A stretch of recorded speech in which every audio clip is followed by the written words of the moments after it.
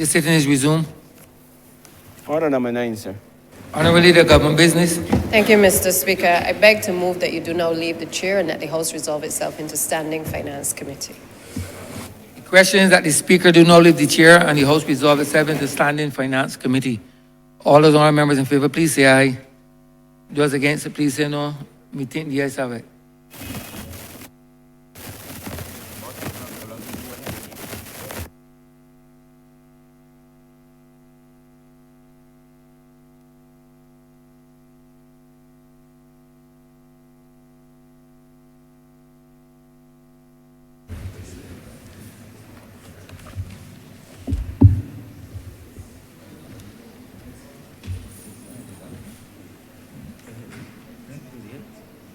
The head is energy. Head,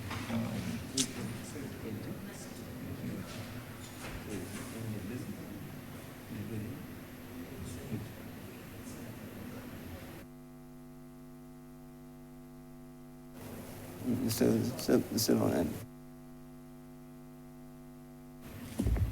This House is now in Standing Finance Committee. Mr. Chairman, Resumption of debate on Head 92, Ministry of Energy and Business Development. Just so you buddy. Honourable Member for St. James South. Thank you, Chair. I ask leave to invite the Substantive Minister of Energy and Business, Minister Lisa Cummings, to join us in the well and to bring her team with her. Granted. Permission is granted.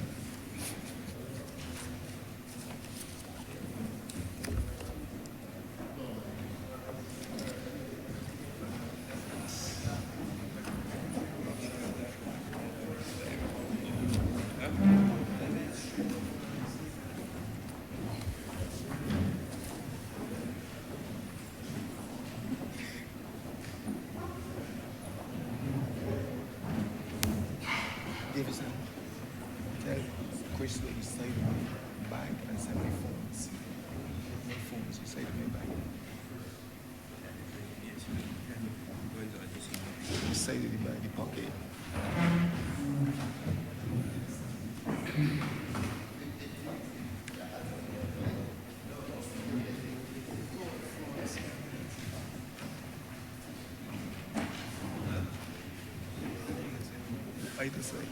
I just say, you say pocket, no, the pocket, yeah.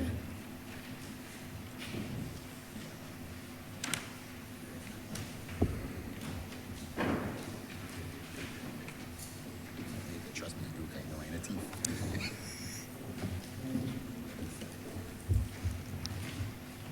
Honourable Member for Christchurch East Central.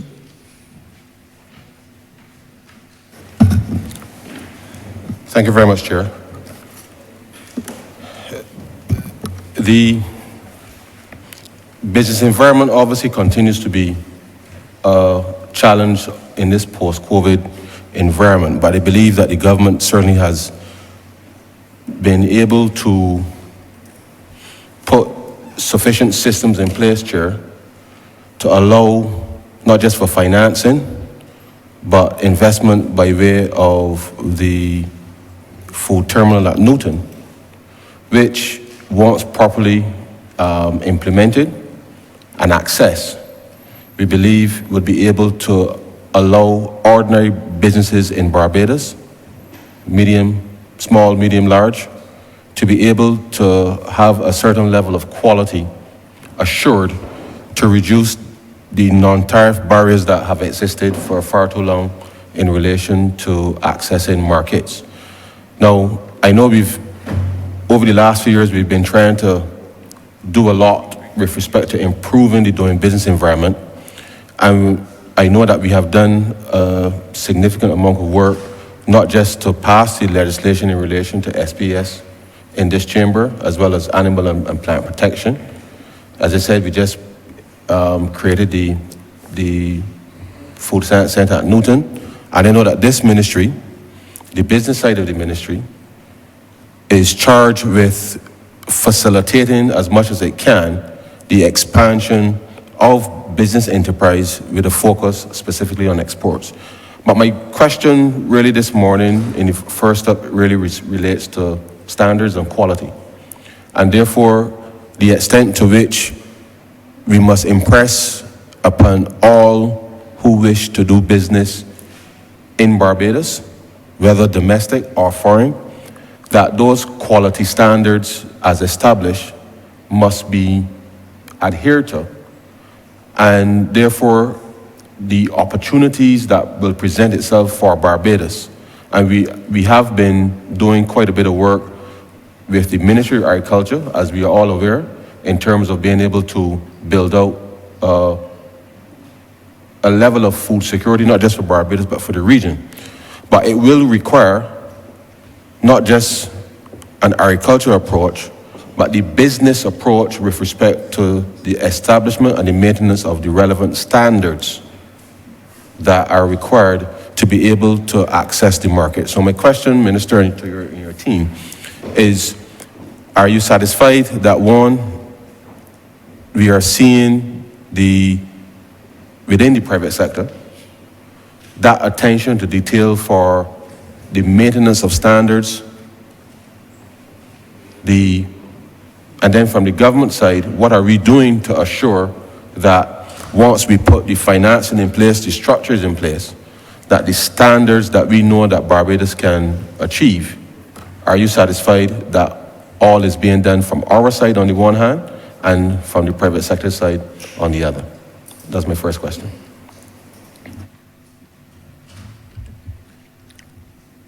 Honourable Minister.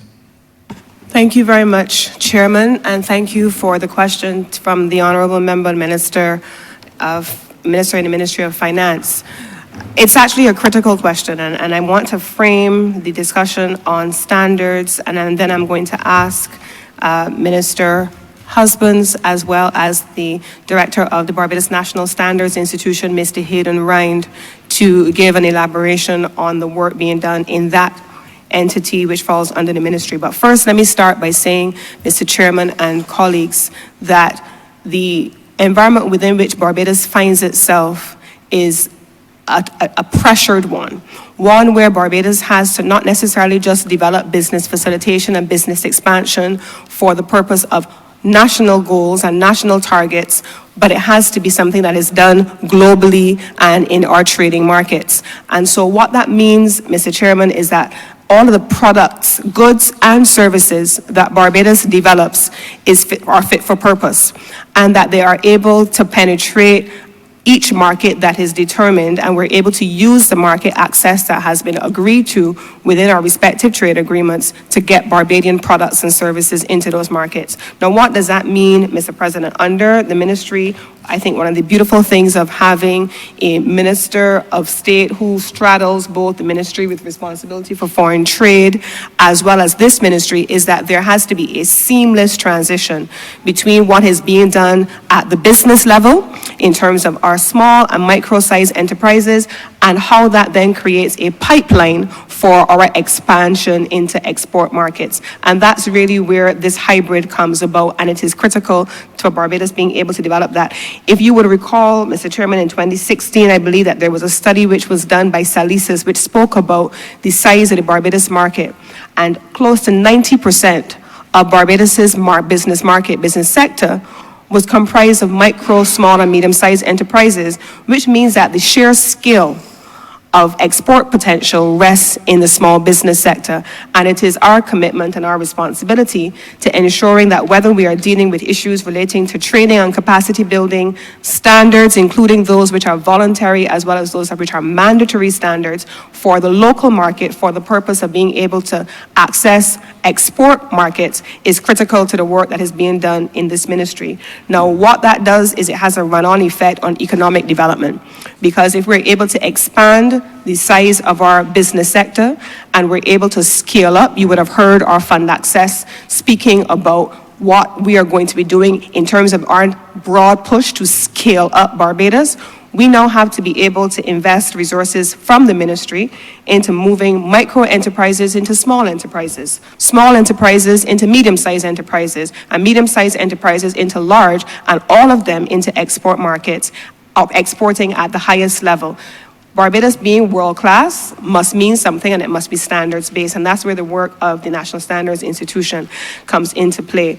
Once we're able to accomplish all of those things, and that will be the work of this ministry in this upcoming financial year as we work through Scale Up Barbados, we will then be in a position to earn additional foreign exchange for the country, expand the scope and scale of businesses, create more employment opportunities for our people, but also diversify the range of products and services that Barbados not just currently produces, but that Barbados becomes known for the world over.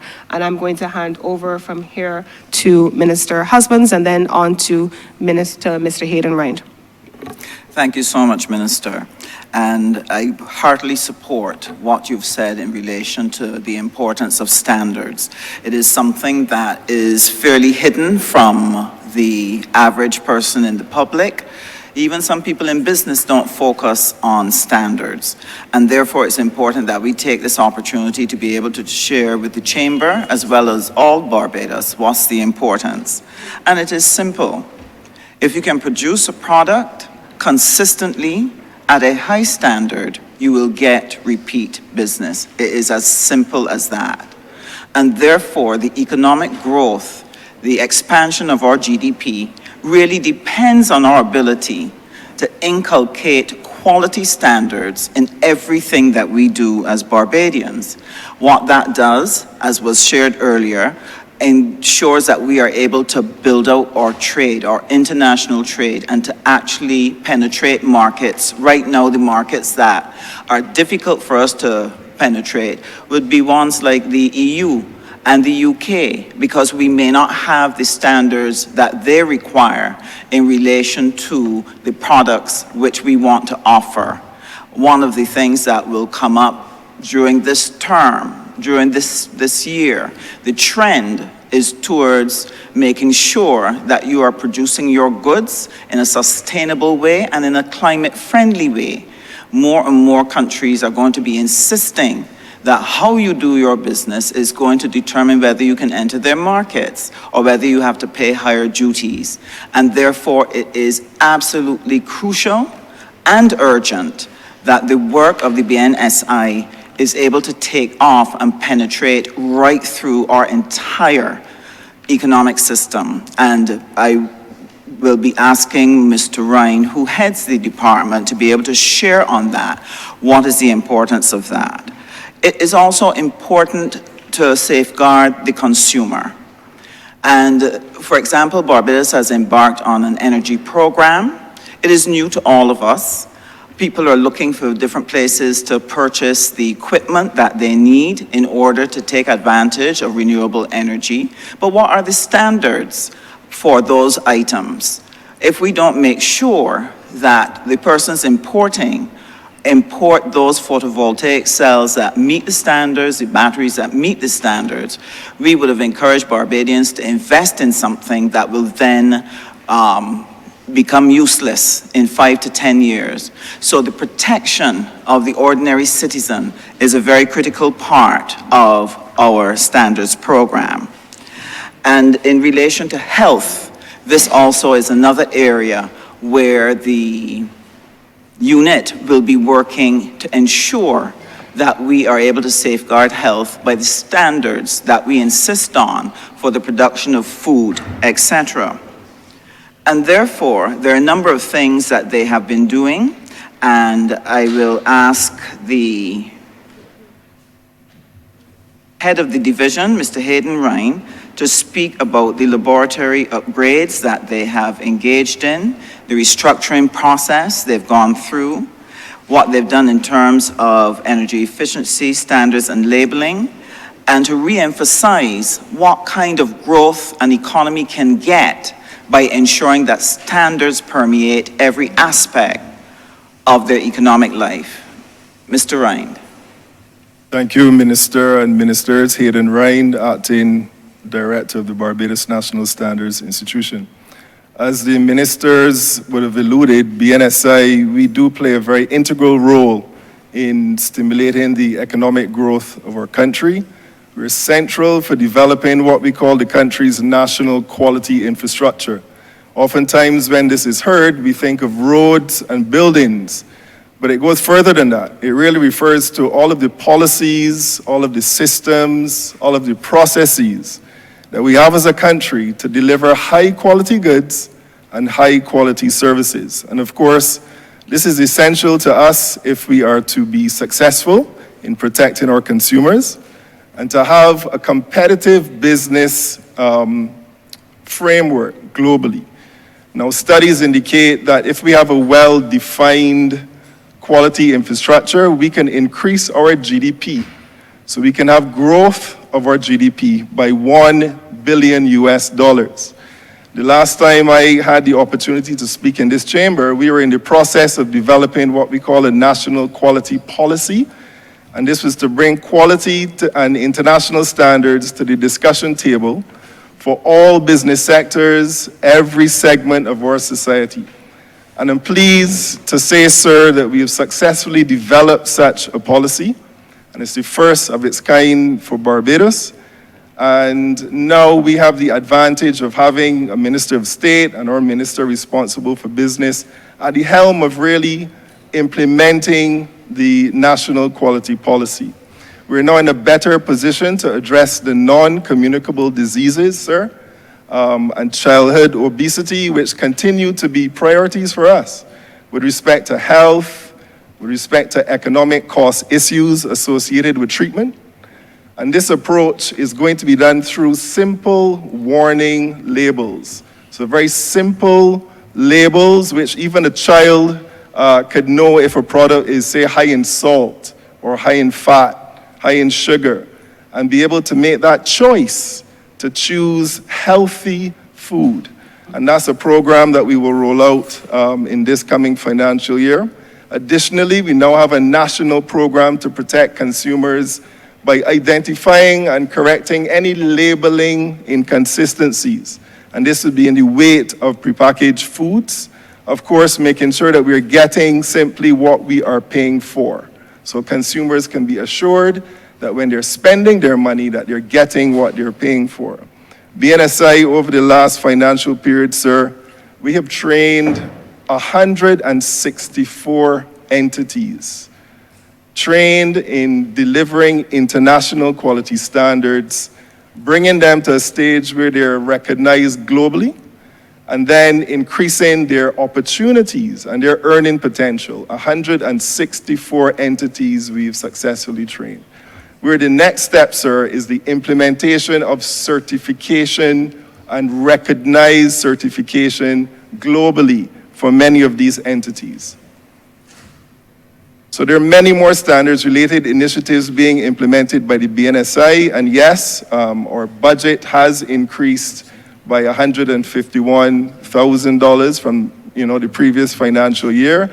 But I know you would agree, sir, that saving the lives and improving the health of our children and the vulnerable in our society, saving Barbadian consumers millions of dollars through accurate weights, and then growing our businesses to be competitive and export more. We're going to lend full support to the Scale Up program, where our businesses can then be recognized globally as international players. And again, this contributes to our sustainable economy. So it's more than worth it. Thank you, Minister, and the government of Barbados for the continued support to the BNSI. I rest there, sir. Thank you. Thank you so much, Mr. Rind. And I want to say to you, we wish we could have given you more, because we know how important national quality is. And just to point out to the Chamber and to the nation through you, Chair, it means, therefore, that within the ministry and across ministries, there have to be a strong collaboration in order to be able to make quality a national good. This means working with schools, it means working with enterprises, it means working with the Ministry of Industry, it means working with the Ministry of Foreign Trade. And that collaboration is important to ensure that we can safely move the country to that place of excellence.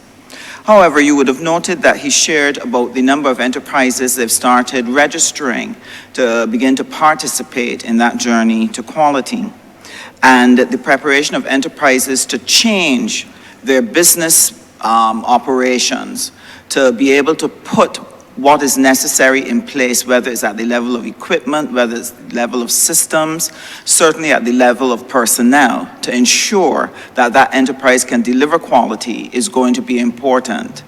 But the challenges that you have with small enterprises is that very often they are so thin in relation to their resources, it is difficult for them to pay attention to one more item. And this is why, within the ministry, we will be having those support services to help them make the transition, to assist them in crossing that particular threshold, and to give them the type of hand-holding support that they're going to need in order to meet quality.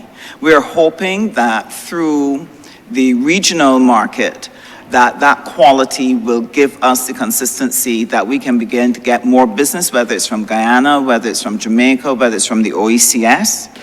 And if we can build the trade at that level, this is how we're going to be able to expand our enterprises, because they will have more consumer demand, and this will prepare the platform for going even further abroad, whether it's the UK, the EU, Africa, Latin America. So national quality is going to be the platform on which Barbados is going to build its future. And I really want to thank the team for the work that they've already put in and the volume of work that we now have to put in to take the country safely on this journey. I thank you, Chair.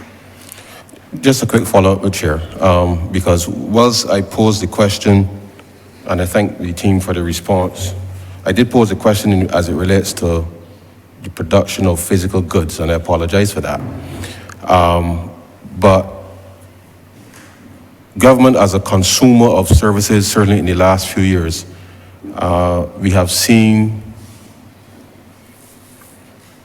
some variance with respect to the delivery and standards that we would expect from not just domestic suppliers, but also external suppliers.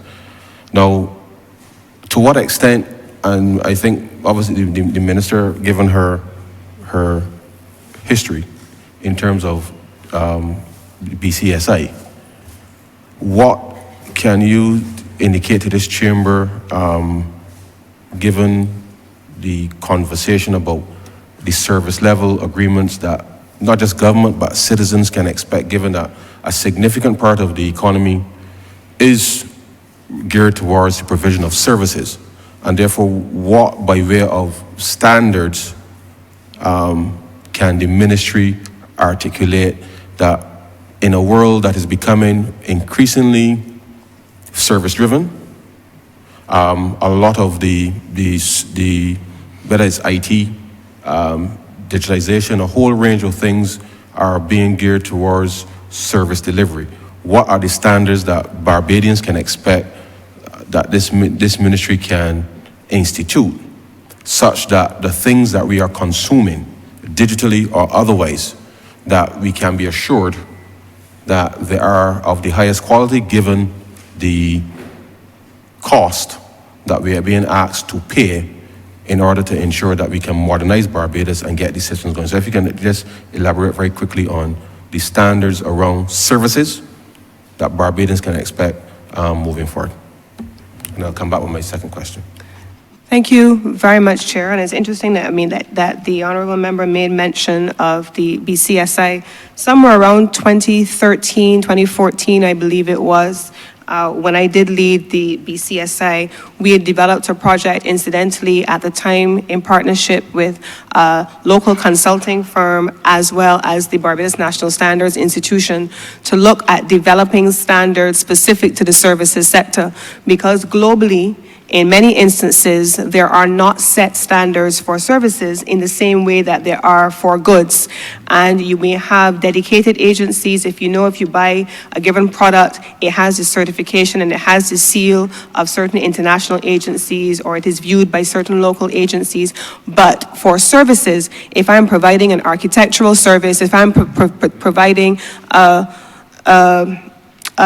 management consulting service, if I'm providing an engineering service, it can oftentimes be quite different in terms of what are the specific service level standards. And so we wanted to create what would have been a matrix of service standards, and the output of that was the development of something called the quality standard mark, which meant that service providers, including those who have continuous professional training requirements for their given profession, that the services that were coming from those professionals were also certified using a given standard base that had been agreed to by the sector and by the industry. And so under the leadership of the BNSI, there are also a number of voluntary standards that they will be looking at working through, and we will be working during the course of the year to ensure that goods, in terms of products and service quality, those are issues that are being dealt with by this ministry. I remember many years ago, I believe it was under the National Initiative on Service Excellence, that we had surveys which were done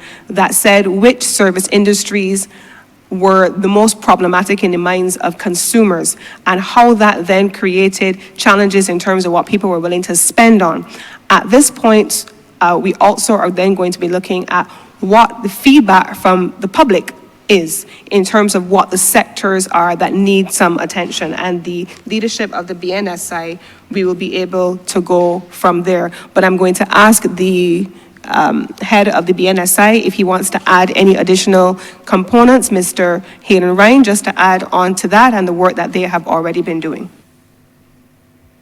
Thank you, Minister. Yes, just to add, BNSI, indeed, we have developed a suite of standards primarily to deliver not just good service, not just, high quality service, but service excellence, recognizing that our destination, our strength, our competitiveness really depends on delivering excellent service. So there's a suite of standards. We've targeted many sectors, tourism, a lot of those businesses that would interface with the public in terms of their business activity. And we're looking forward to have that suite delivered in terms of training, so that we can have a country standing on a quality culture recognizing the importance of service. Thank you. Thank you very much. In a 21st century Barbados, we have to accelerate how we use data. And I think that the one area that certainly this ministry must be capable of mastering is how to marry the rich, as I look around the room, and then the agencies that are involved in this ministry, the data that you will capture, I think, is actually very, very, very rich. And therefore, the extent to which this ministry is able to, on the one hand, support the startup businesses, whether it's through the trust loans and capturing data from that perspective, enforcing the standards that was just spoken to from inception, all the way through, or should I start from CAIPO to trust loans to fund access to commerce, all the way through. This ministry has available to it, I think, quite a wide cross-section of data upon which to be able to drive policy. And so I know that the government of Barbados has, certainly over the last 2-3 years, in working to, one, respond to provide business relief during the pandemic, in the first instance to a range of businesses because of the lockdowns and what have you. And the extent to which in the last year we have been very focused on how we can provide specific relief to consumers on very specific things that certainly the Department of Commerce and the utilization of data will be critical to understanding the effectiveness of said policy. My question, and then obviously I know that on the energy side, which currently not here, the cost of energy, and I repeat in this chamber, Barbados spent $400 million more approximately purchasing fuel last year than we did in 2019. Now, I would rather have spent that money investing in building out a renewable energy architecture for Barbados, but we have not yet been able to get going, and obviously there are reasons for that. But the reality is that we need a much more aggressive data posture with respect to government, and I say the country as a whole, but I believe that this ministry really has at its disposal, data that it must be capable of mining and working together across agencies to be able to drive further business into Barbados, because the doing business environment relies on not just the facilitation, but the provision of business intelligence, sector by sector, that allows us to be able to meet our targets as we want to be able to achieve. So, Minister and team, my question is, internally, what are we doing? I know that we've done specific upgrades of specific departments, but are we in a position as a ministry to be able to mine data internally such that we're able to track the level of investment that's taking place month by month, the number of jobs that are being created month by month, what is being exported, produced, and then exported on a monthly basis? Are we able to track effectively what is happening with respect to consumers, as there's been a lot of discussion around pricing in the country, and to the extent that certainly it feeds all the way through up to FTC? Are we gathering, mining the data that will put us in a position to be able to make the best possible policy decisions with the best possible data available? Are we in a position to do that? Through you, Chair, the combination of the ministry which pairs together business with energy is an important one. And when the Honourable Member speaks about how the transition to renewables is taking place and what's happening sector by sector and industry by industry, that is a critical component of what we do. So, for example, we in the ministry, we assemble the energy team on the one hand, alongside the business team on the other hand, to ensure that sector by sector, whether we started in the first instance with the manufacturing sector, to get a sense from them, what are your transition goals? What are your needs? How do these things align with the government of Barbados' policy and the Barbados National Energy Policy? And what would be the transition times in terms of, in some instances, the use of their natural gas networks, and then how do we then transition ultimately in the end of life of their equipment and their facilities and their factory plants, how do we then transition to more renewable energy sources? So that is an active part of the work in terms of the policy direction from the ministry, pairing energy with business and bringing them together in a coherent policy framework. Now, I mentioned, and I will speak a little later on, because the ministry is really two ministries in one, and so we have the business team here. They will be followed by the energy team, which will comprise all of the officials from the actual Ministry of Energy at central government, as well as the commercial state-owned enterprises of the National Petroleum Corporation and the BNOCL.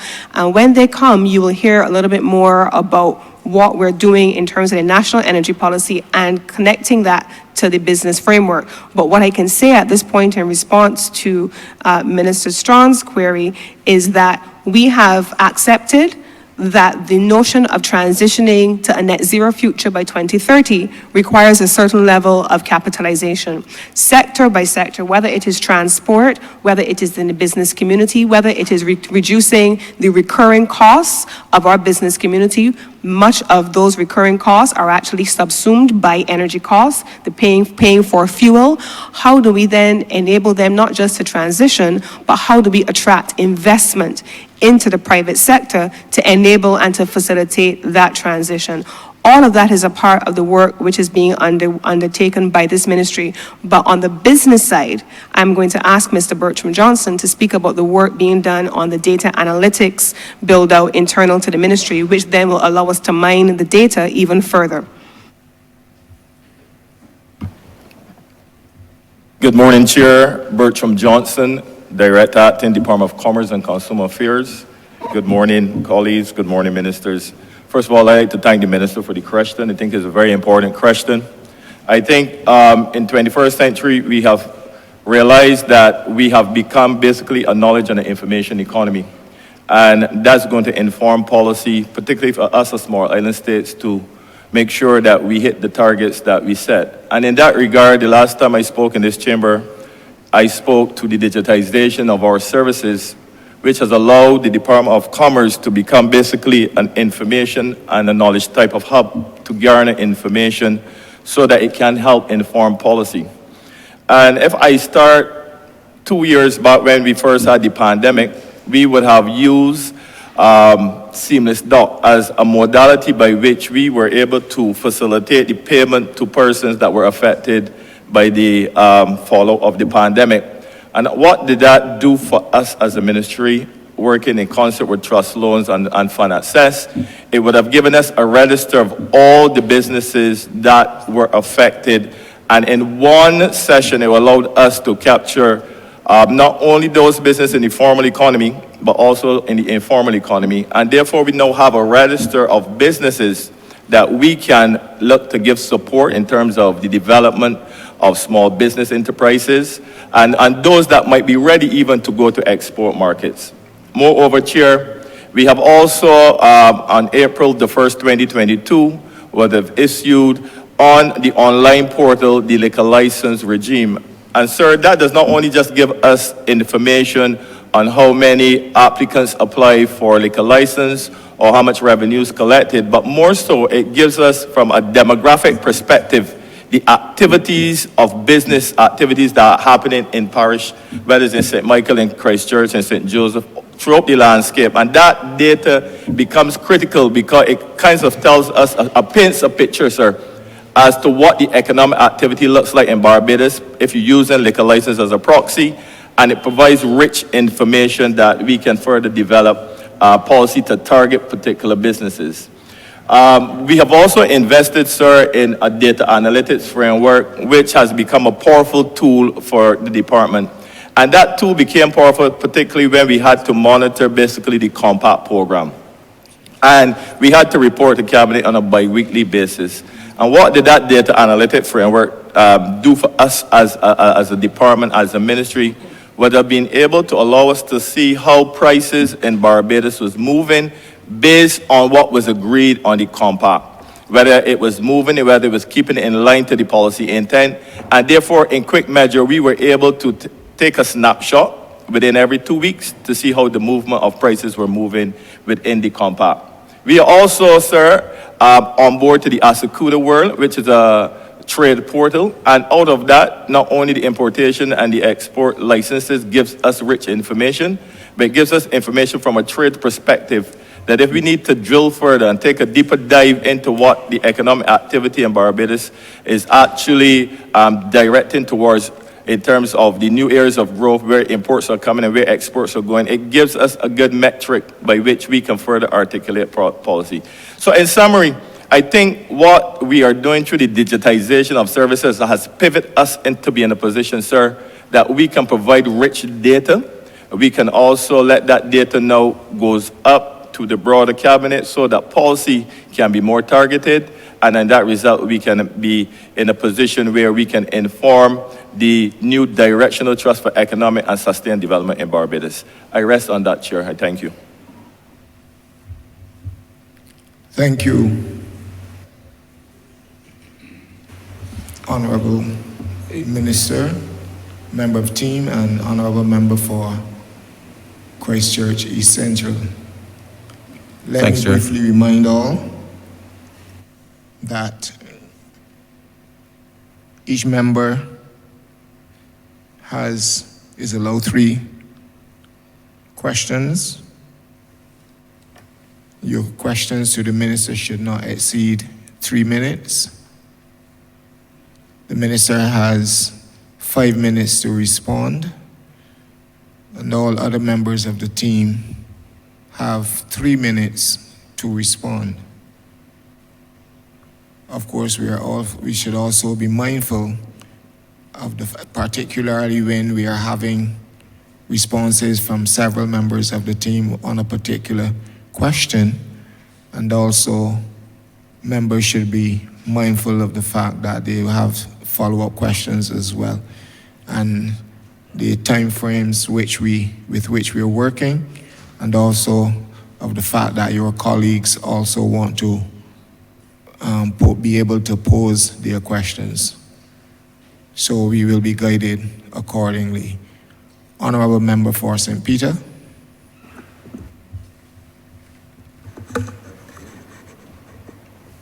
Thank you very much, Mr. Chair. And I have just maybe 2 pretty short questions. On Friday, there was some discussion on the matter of financial literacy. And there was also reference to a number of things, including trust loans, business development, collateral registry, and the growth, something on growth market, what we call the junior stock exchange. My question has to do with finding out from the ministry if we can get some more detail on how this matter of financial literacy is being implemented. The genesis of the question really comes from a question from those in communities as to how and when will they be able to access the information so that they can make decisions on investing, whether it's investing in on a junior stock exchange. I mean, that is maybe taking it to a higher level. But even matters relating to developing small businesses, financial record keeping, those kinds of things. I'd like to get maybe a little bit more in terms of the granular on the financial literacy, its rollout, and how are we intending to reach those deep in communities who really need this information? Thank you very much for the question, Honourable Member for St. Peter.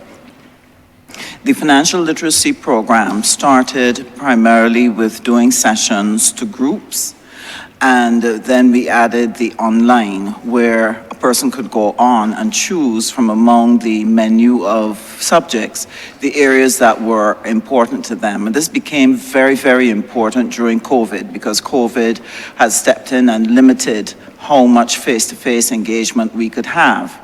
Since then, last year, we talked through the fact that we needed to do it at the community level, to get down in the areas and get in front people's faces and begin to talk through not only financial literacy, but also to help them develop a personal program for their family to be able to break poverty. So we've been working on putting in place the structures and processes that we're going to need in order to be able to get that done. We've established a number of committees to work on the curriculum development, because you've got to customize the material in a way that is not so highly technical, but it is easily understood by the average Barbadian. And then it is the publication and the promotion, because there is so much noise in the ears of Barbadians via social media, radio, newspaper, television. It is difficult sometimes for people to hear that there are exciting things taking place that they need to engage. So we've recognized that we need to do a more heightened public relations program that permeates every part of the society and constantly bombard our citizens with that information in tiny packages. So we've developed tips that we've started putting out on social media. We have them to go on television. We organized to have one go at AgroFest, and we're going to be doing more of that. We want to have them on the screens, for example, that you will find in supermarkets and malls, etc. But where we are in terms of starting the actual engagement, we have a pilot that we are going to be launching. We are now putting in place someone to actually manage and organize that. And it will be in 3 areas, one in St. Joseph, one in St. Michael in the city, and one in St. James. So we have different types of communities that we deliver it for, and then try to perfect that engagement for that type of community, so we can then quickly replicate this right across Barbados. But again, supporting it with tips, supporting it with things on television, on radio, to assist the Barbadian to internalize financial literacy. Thank you very much, Minister. By way of follow-up on that question, is there any intention to engage with the third sector, civil society organizations in this matter? And I ask that both as, well, maybe a former third sector person and as minister responsible for that sector, recognizing, as we say from time to time, many of these organizations get to places, get into crannies and nooks that government, with all the best will in the world, are not able to reach. Is there any intention to engage maybe some of those organizations in this outreach and in this training? All of them. In the community outreach program, that's one of the reasons why we had to have a coordinator, because we are going to be working with the churches, the clubs, the groups that are existing within the community, with community development, with the Ministry of Youth and Community Development. We're going to be working with the program that the Honourable Corey Lane is implementing in terms of reducing crime. Because if we can give people a pathway where they can see hope, where they could see how they could earn and provide for themselves, this is going to help to reduce some of the pressure that would be at the community level. So the intention really is to mobilize a very broad group of persons who engage the youth commissioners, etc., everybody who operates within that community space, and make them a part of that effort. And we, in turn, will also be a part of their community efforts, because all of them have community programs that they're going to be putting on the ground. So we're going to have that collaboration so that we're working together to be able to encircle our communities with the help that they need, that they can see hope, and that they can find a pathway to build a financial future that will help them to achieve what they want to achieve for their family and for their dreams. Thank you very much. I asked those questions, or the question they follow up, because all the research points to the fact that challenges in most relationships come about because of financial issues, not necessarily lack of resources, but challenges relating to finance. And I think we have to approach the matter understanding that this is urgent, not just for building up businesses, but for helping society generally, even though it falls within your ministry. The second question I have is maybe very parochial. And again, you spoke at, well, you meaning the ministry spoke at length on Friday to the matter of vending in response to the question from the Honourable Member for St. James Central. But I want to find out, because in Spike Sound, we had submitted some months ago, I believe, a location where we would have wanted a vending zone. And I really want to know, because the people do want to know, when are they going to see some movement on it? And they're asking because they've seen this sign in Redmond Village. A lot of folk from St. Peter travel on Ronald Map Highway. They've seen this sign and they've not seen any activity. Well, the activity continues, but the activity promised by the sign they've not seen any movement in that regard. No, so I'm not asking on behalf of people from Redmond Village. The people in Spicestown who see that sign are concerned that if Redmond Village is taking so long, where are they in the grand scheme of things? How are you planning to roll out? Do I have to reapply? I know there's been a change of ministerial responsibility since I submitted my 2 locations. That kind of granularity is what the folk from St. Peter really want to know, those who are watching at this point. Thank you very much. Is a question that St. James South asked too. However, this is where we are. We were mandated to start first with the main highways and to establish locations for vending along the main highways. And I will ask the officer to share with you the ones that are on the cards right now. Then the community ones will be done. And that is where it will then begin to penetrate past the highways into those nodes where people tend to gather, so that we can provide the opportunity for vending for the population.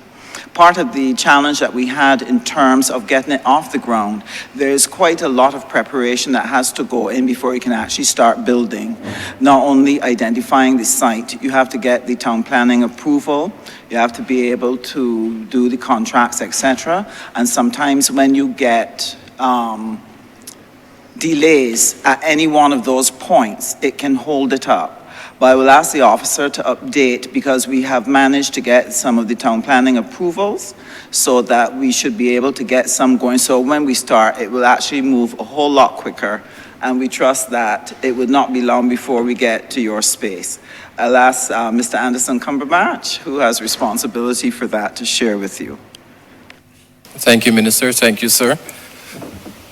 Well, I cannot speak to when St. Peter may get the vending zone, and I would certainly hope that you get yours soon.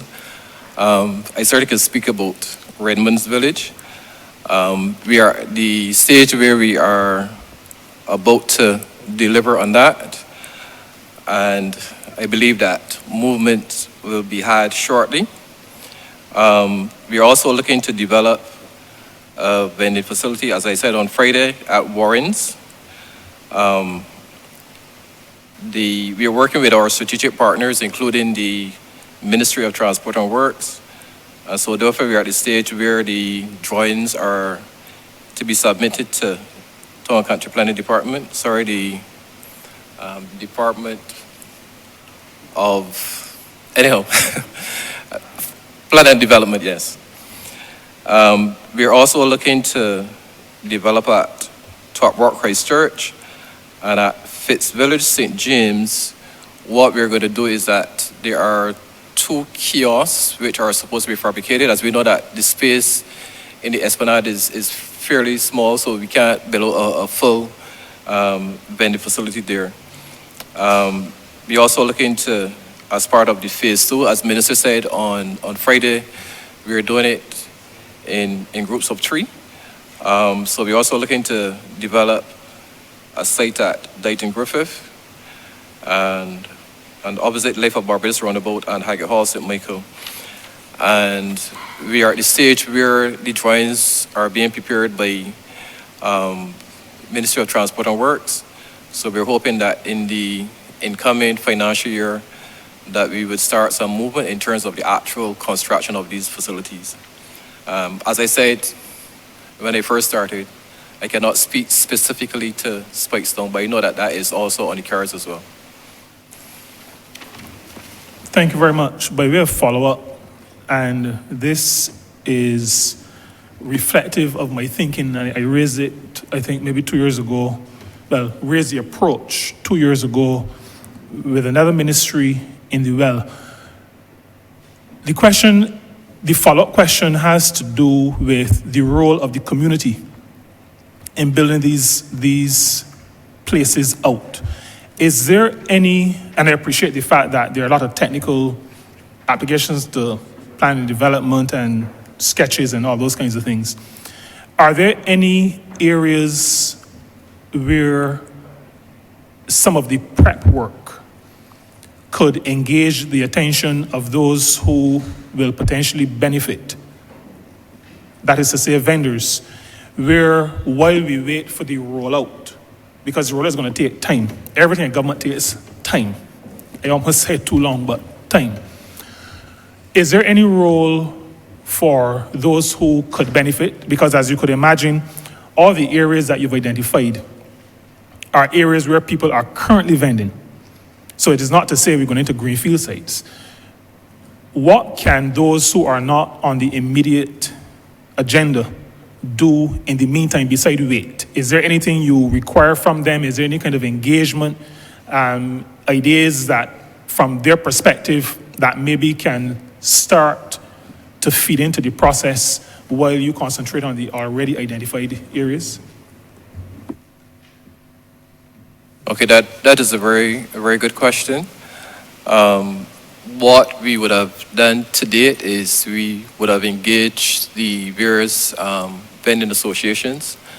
So we are getting the information with respect to some of the issues that these communities are facing. So we are in continued dialogue with these persons. And I believe that early March, we are going to do a public engagement session where we actually engage vendors and potential vendors with respect to the opportunities that are available to them. But this is part of the wider work of building out the whole vending infrastructure. So these movements have already taken place, and I believe that shortly we'll be able to deliver on these as well. Just a quick support to that. There is a transition. You're not going to stop people from vending where they are right now. And then you're going to be building out the vending facilities and new vending facilities. So it means that people who want to vend at this point can still go through the normal process of asking for a vending spot. For example, like at Warren's, you have the coconut vendors on the road. We haven't stopped them from doing it. We've just asked them to make sure they leave it clean while we're trying to build a facility that would accommodate not only them, but additional people as well is something that we are looking at. And that way, new people can also have the opportunity to be able to engage in the vending space. But we will be looking throughout the country for various nodes that would work to give people that opportunity. Thank you very much. I'd just like to say that I heard mention of vending associations and public campaigns. Those of us who live in the real world know that public campaigns are, in many cases, box-ticking exercises. That is to say, oftentimes you do not reach the people who you really want to reach. And I want to suggest, as I wrap up, that the ministry and officers responsible will need to touch base with those people who are in the space. Because I can tell you, for example, because I've engaged Barvend on the matter of vendors in Spikestown proper. Spikestown is already a vending zone in terms of the main streets, Church Street, and by way of definition, the legislation.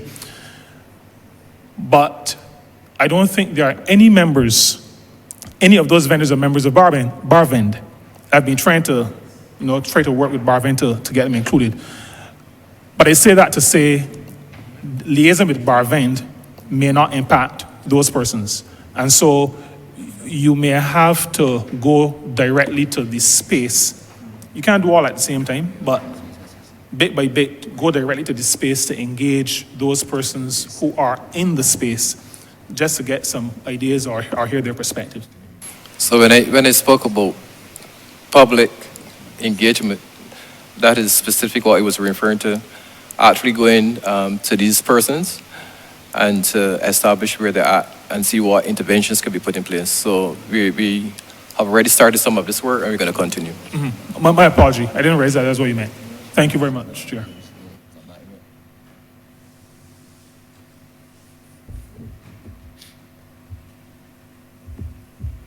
Thank you, Honourable Member for St. Peter. Thank you, Minister and team.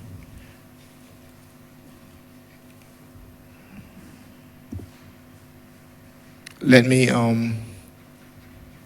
before we move on to the Honourable member for St. Michael South Central. The honorable member for Christchurch East Central was inadvertently, he did not get to ask his third question. And so I will now ask the honorable member for Christchurch East Central to proceed, and then the honorable member for St. Michael South Central. Thank you very much, Chair. So Barbados has been working very hard to create enough policy space for us to drive growth. And part of that effort really has been to ensure that compliance from a business perspective, and certainly from a tax perspective, that continues to be a critical part of how we govern ourselves internally, to create that space, as I said. Now, I know that certainly in this instance, CAIPO and IBU both have been at the center of that, along with the BRA as well as some other regulatory agencies. Now, I would ask the minister and her team to give some perspective in terms of the importance of why, on the one hand, digitizing our processes to be able to ensure that compliance and reporting is important in the same way that we spoke to standards earlier, and why it is important that from a policy perspective, that certainly in the context of your ministry, why IBU working with CAIPO along with the other regulators are able to defend Barbados' interests on the one hand, to protect investment into the country on the other, and how we are now going to try to use regulation as a platform for generating growth. And therefore, I would like to hear the minister and her team on the importance of that, and just explain to ordinary Barbadians what it means if we don't get it right moving forward. Thank you. Thank you very much, honorable member. No, this is actually an interesting conversation that is critical to the economic development of the country. Most times, when we're talking about tax compliance and we're talking about the international business sector, we're oftentimes talking about our defensive interests. And as the minister said, protecting Barbados' interests and defending Barbados against changing regulations globally. We've had those evolve over time as it relates to the EU, and we've seen it evolve specifically as it relates to the OECD. And so when I joined the ministry at the end of October last year, one of the first things that we started to do was to look at what the sector actually looked like, what were the opportunities that we were not looking at, and whether or not we could have that balance between those defensive interests with which we are all very familiar and those which are our offensive interests. And so we began to do that work, and we engaged with all of the regulatory agencies, the Barbados Revenue Authority, the FSC, the Financial Services Commission, Invest Barbados, and of course our private sector partners in the Barbados International Business Association. And in those instances, we asked all of the agencies, what's the next hot thing for Barbados? And so we've seen an evolution over time of what those offensive interests can look like and what the regulatory frameworks in Barbados can then create as part of the attraction of Barbados as a jurisdiction which focuses on companies of substance, and what then is our obligation in terms of our interaction with our international partners. We have also been engaging with the OECD, in particular with the OECD Global Forum and the OECD Forum for Harmful Tax Practices, and engaging with them, and I'm going to ask the Director of the International Business Unit to speak about what some of that work looks like. In October last year, we did meet with the OECD Global Forum. And in that meeting, we met specifically with the head of the OECD Global Forum and the head of their technical assistance unit. And what was the purpose of that meeting? It was to say, look, we are always on the back foot. we're always finding ourselves having to race to make legislative changes, having to avoid blacklisting or grey listing in some instances, and the various agencies are not necessarily, in terms of government, they're not all staffed in the same way that large developed economies in the OECD and in the EU are. And so it is always a challenge to have to surge forward to respond to defensive challenges.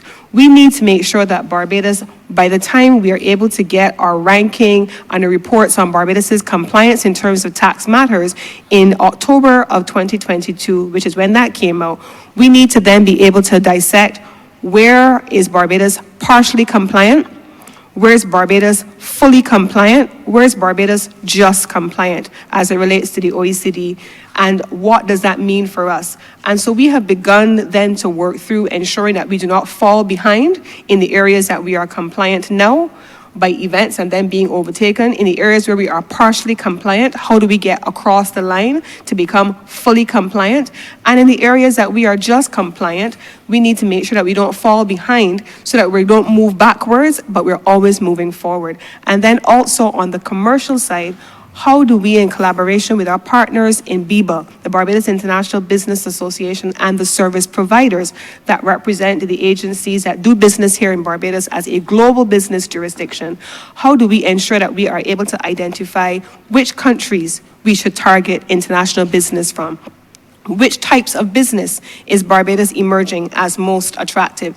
And then how do we then set about a trajectory in partnership with Invest Barbados to ensure that Barbados has an aggressive, outward-looking trajectory that is both going to attract new business into the jurisdiction while simultaneously ensuring that because of our compliance work, that we are also meeting the global requirements that we have been held to. In November of last year, we had meetings held with the Forum for Harmful Tax Practices at the technical level. And once that meeting was finished, the Director of International Business, who is going to speak after me, came and alerted that there was a problem. And we had 3 areas that we needed to make sure that we had resolved, and there was 1 area of concern to us. And between the beginning of November and February of this year, the international business team, in collaboration with CAIPO, the Barbados Revenue Authority, ensured that we were able to put substantial reforms in place and substantial measures in place to be able to meet the targets of the OECD FHTP. On February 15th, then, the OECD Code of Conduct, the EU Code of Conduct group met. Barbados then was able to be recognized for the substantial work that we did between November and February, so that that 1 area of concern was then removed, and Barbados was able to avoid a negative outcome. And that is significant as we talk about avoiding negative outcomes on the one hand and dealing with defensive interests while simultaneously ensuring that we preserve Barbados's reputation as a jurisdiction for which we can attract more global business. But I'm going to ask the Director of International Business, Mr. Kevin Hunt, to elaborate further and to give more detail.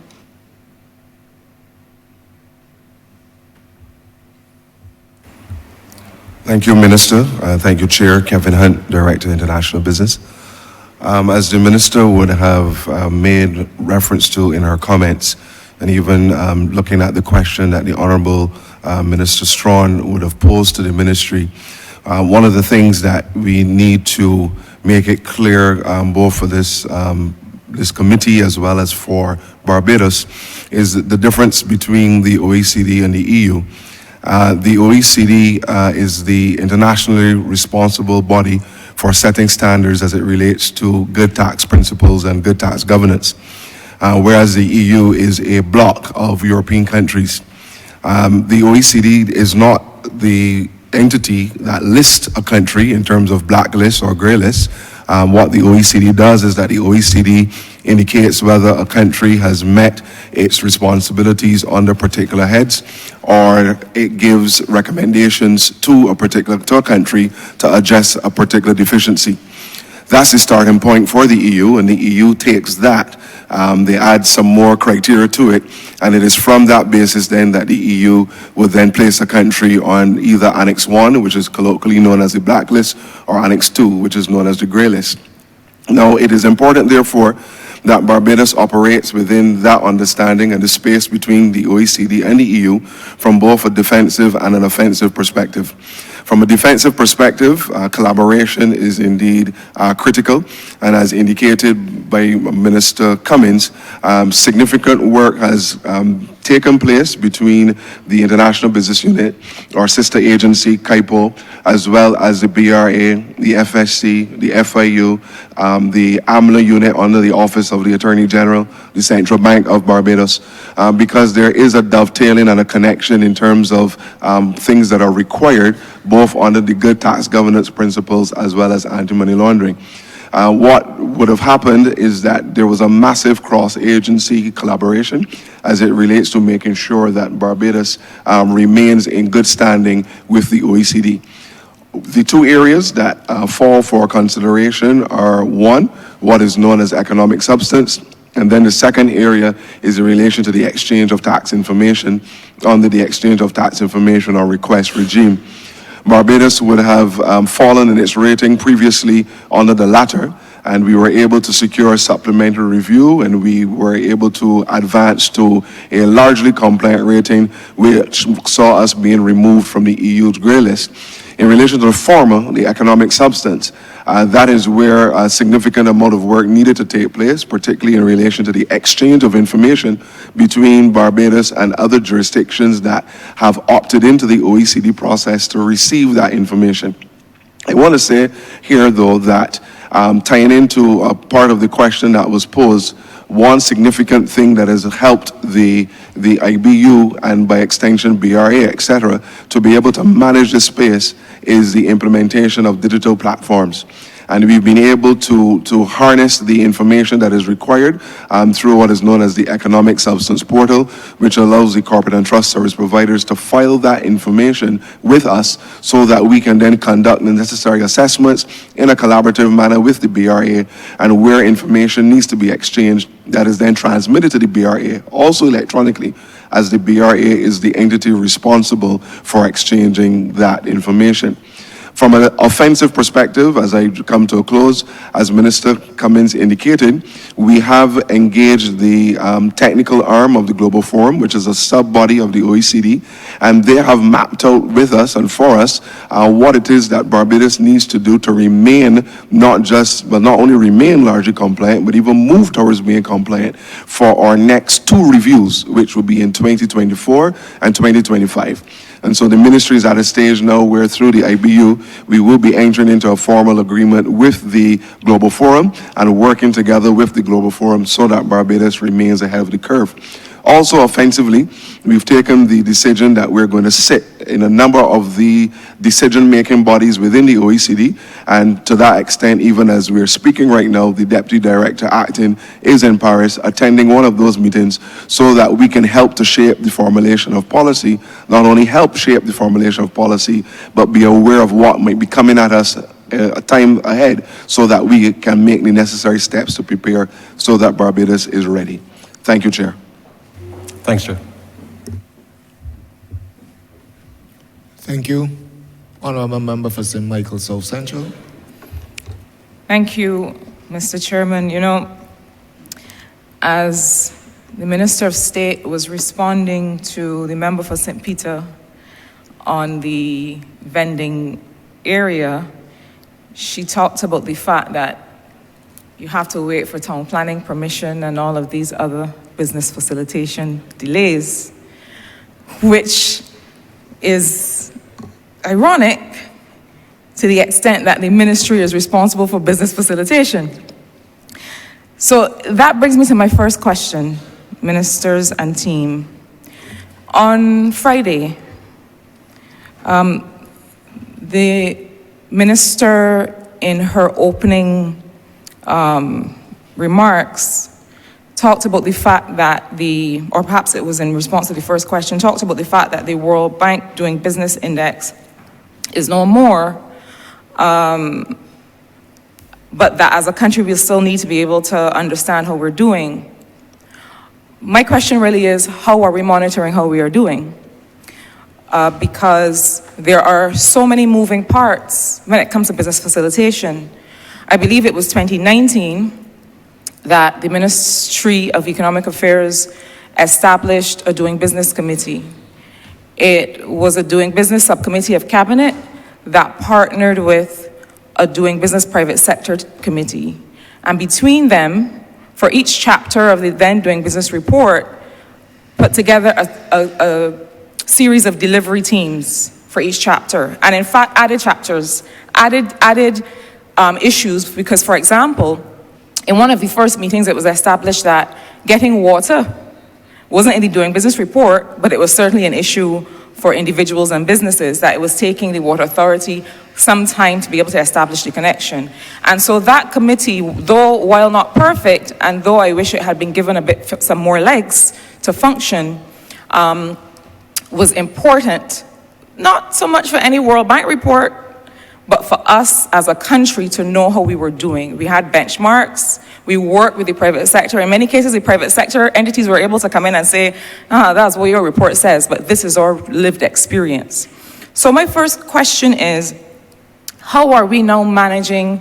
I always talk about fine work, because, you know, it is one thing to operate in a policy space, but often there are all of these little things that you have to hear about and know that you have to fix. So how are we doing that monitoring to know that town planning is sticking to its benchmarks, that we're improving how soon you can get a water connection, and all of these other things that are important for business to function?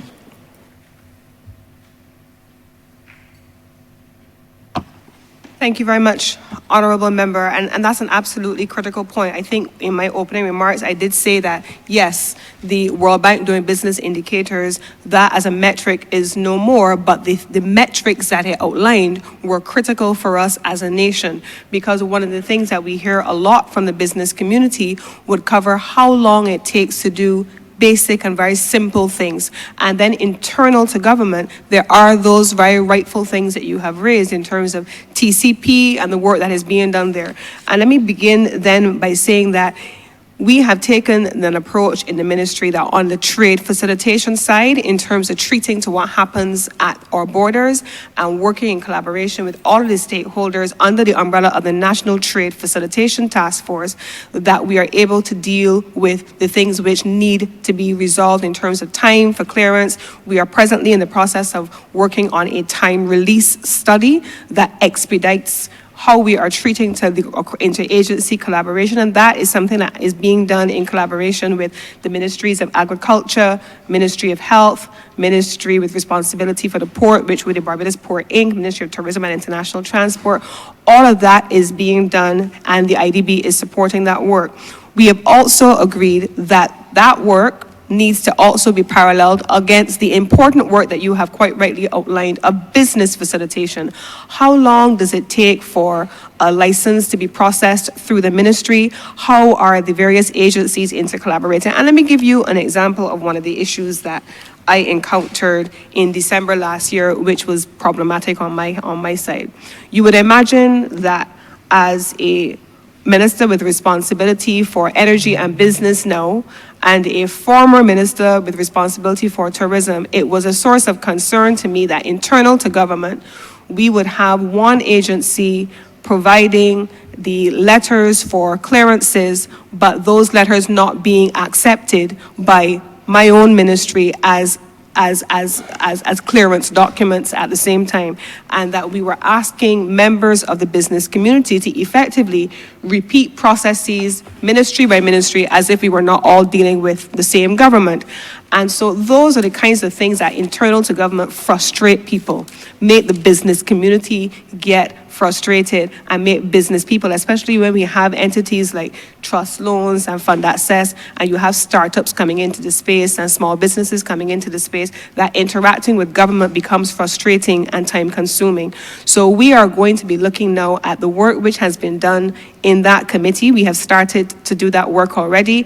And then what are the metrics that we now need to be able to do, including how can we use the lessons of COVID to ensure that we are able to take a lot of the digitalization work online, so that in the same way that, for example, the immigration department has been able to go online and there has been a significant body of reform being done there under the Ministry of Home Affairs, how do we take the lessons of COVID, where much of what we did had to go online, and then use that to facilitate business, and in so doing, make critical government services available online on a 24-hour basis. So that is where we are proposing to go during this financial year, and we will be piloting that process ourselves in collaboration with all of the related agencies, including the private sector and internal to government.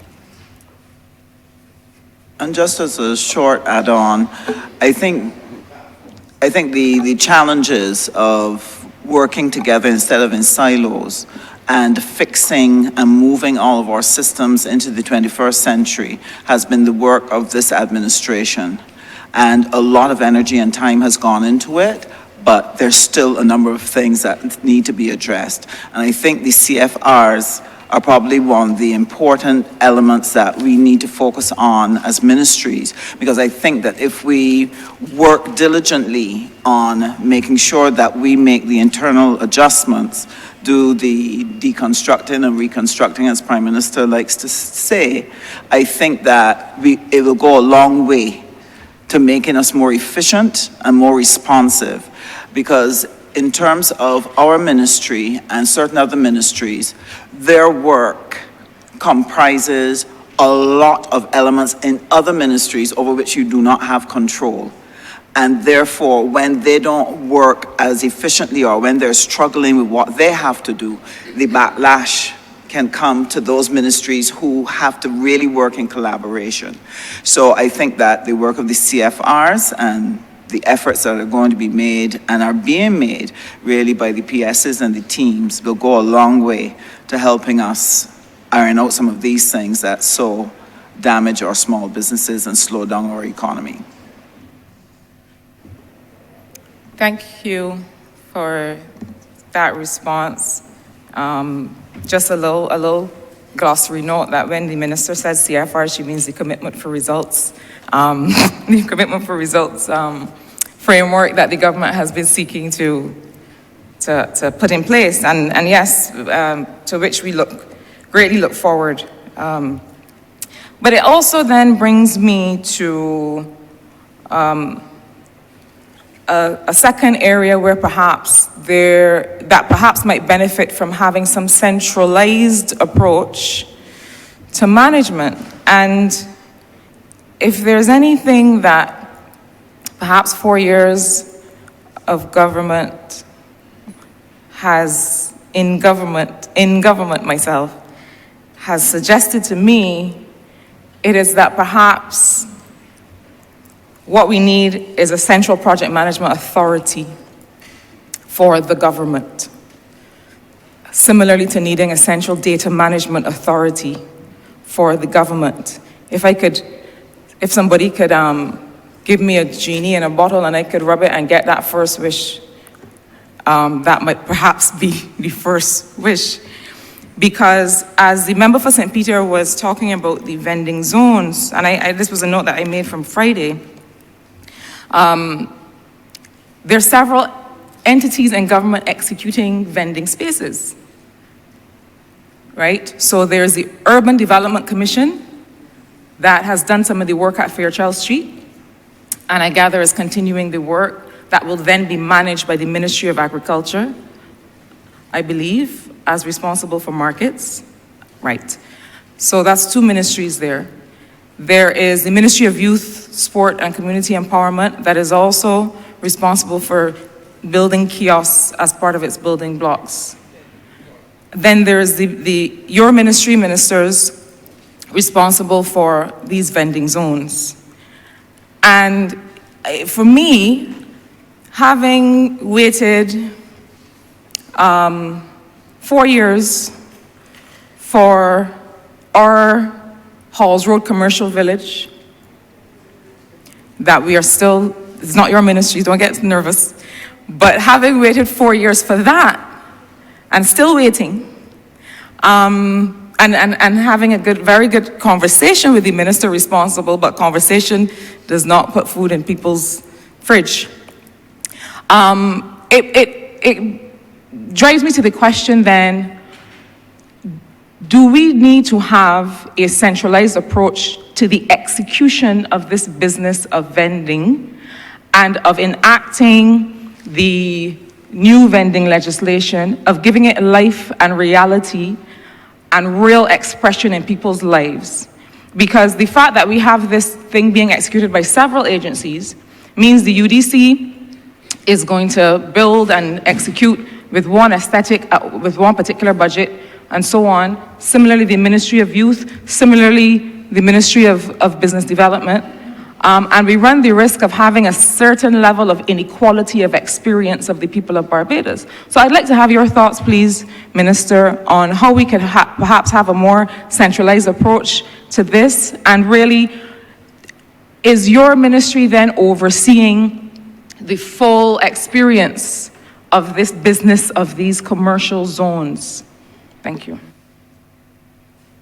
Thank you very much. It's an excellent question, and your recommendations are really excellent. Because I think as we have been going forward as a government, it has been recognized more and more that we have to change up the way how we do business and how we parcel out things. And one of the things that we found when we came into government is a number of scenarios like that, where you have bits and pieces here and there, because you respond to a particular problem at a time and you create it, and you don't go back and take a look at it to see if it needs rationalizing, if you need to change it.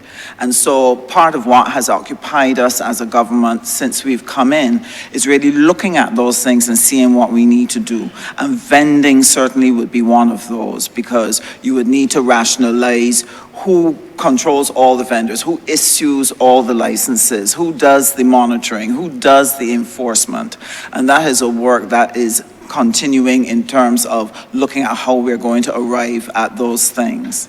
The reason why it is important is because over the years, by not rationalizing, we've left a great complexity in terms of that network that people then are forced to navigate. You want to vend, you call this place, oh no, we're not the ones you want. You got to go this place and that place.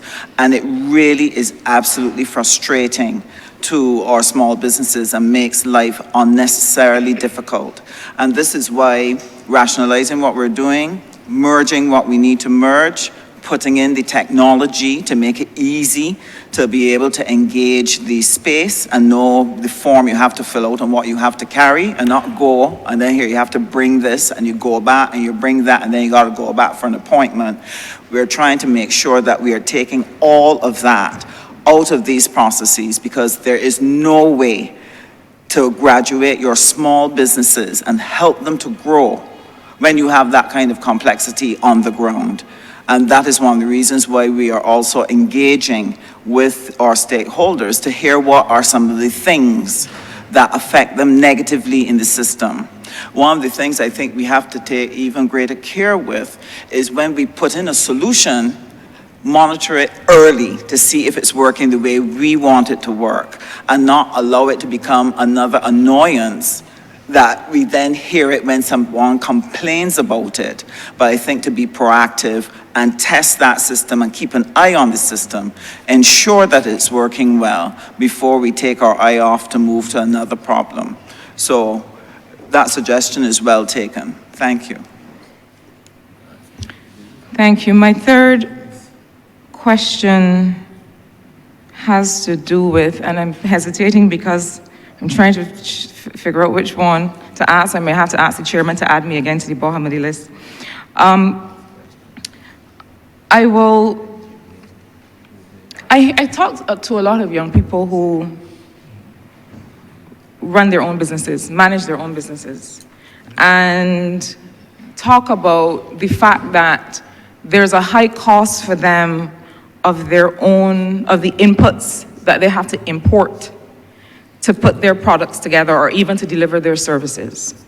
They talk about the foreign exchange fee and the fact that that impacts them.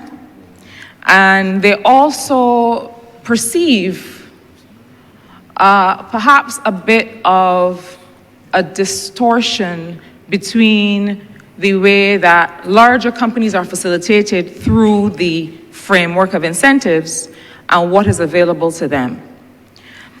I wanted to give you, ministers, an opportunity to address this, to be able to share with them through this Honourable House what should be their expectations, to be able to respond to their concerns that, you know, they really have to deal with international pricing structures and import costs and in an international context in order to be able to deliver a domestic product.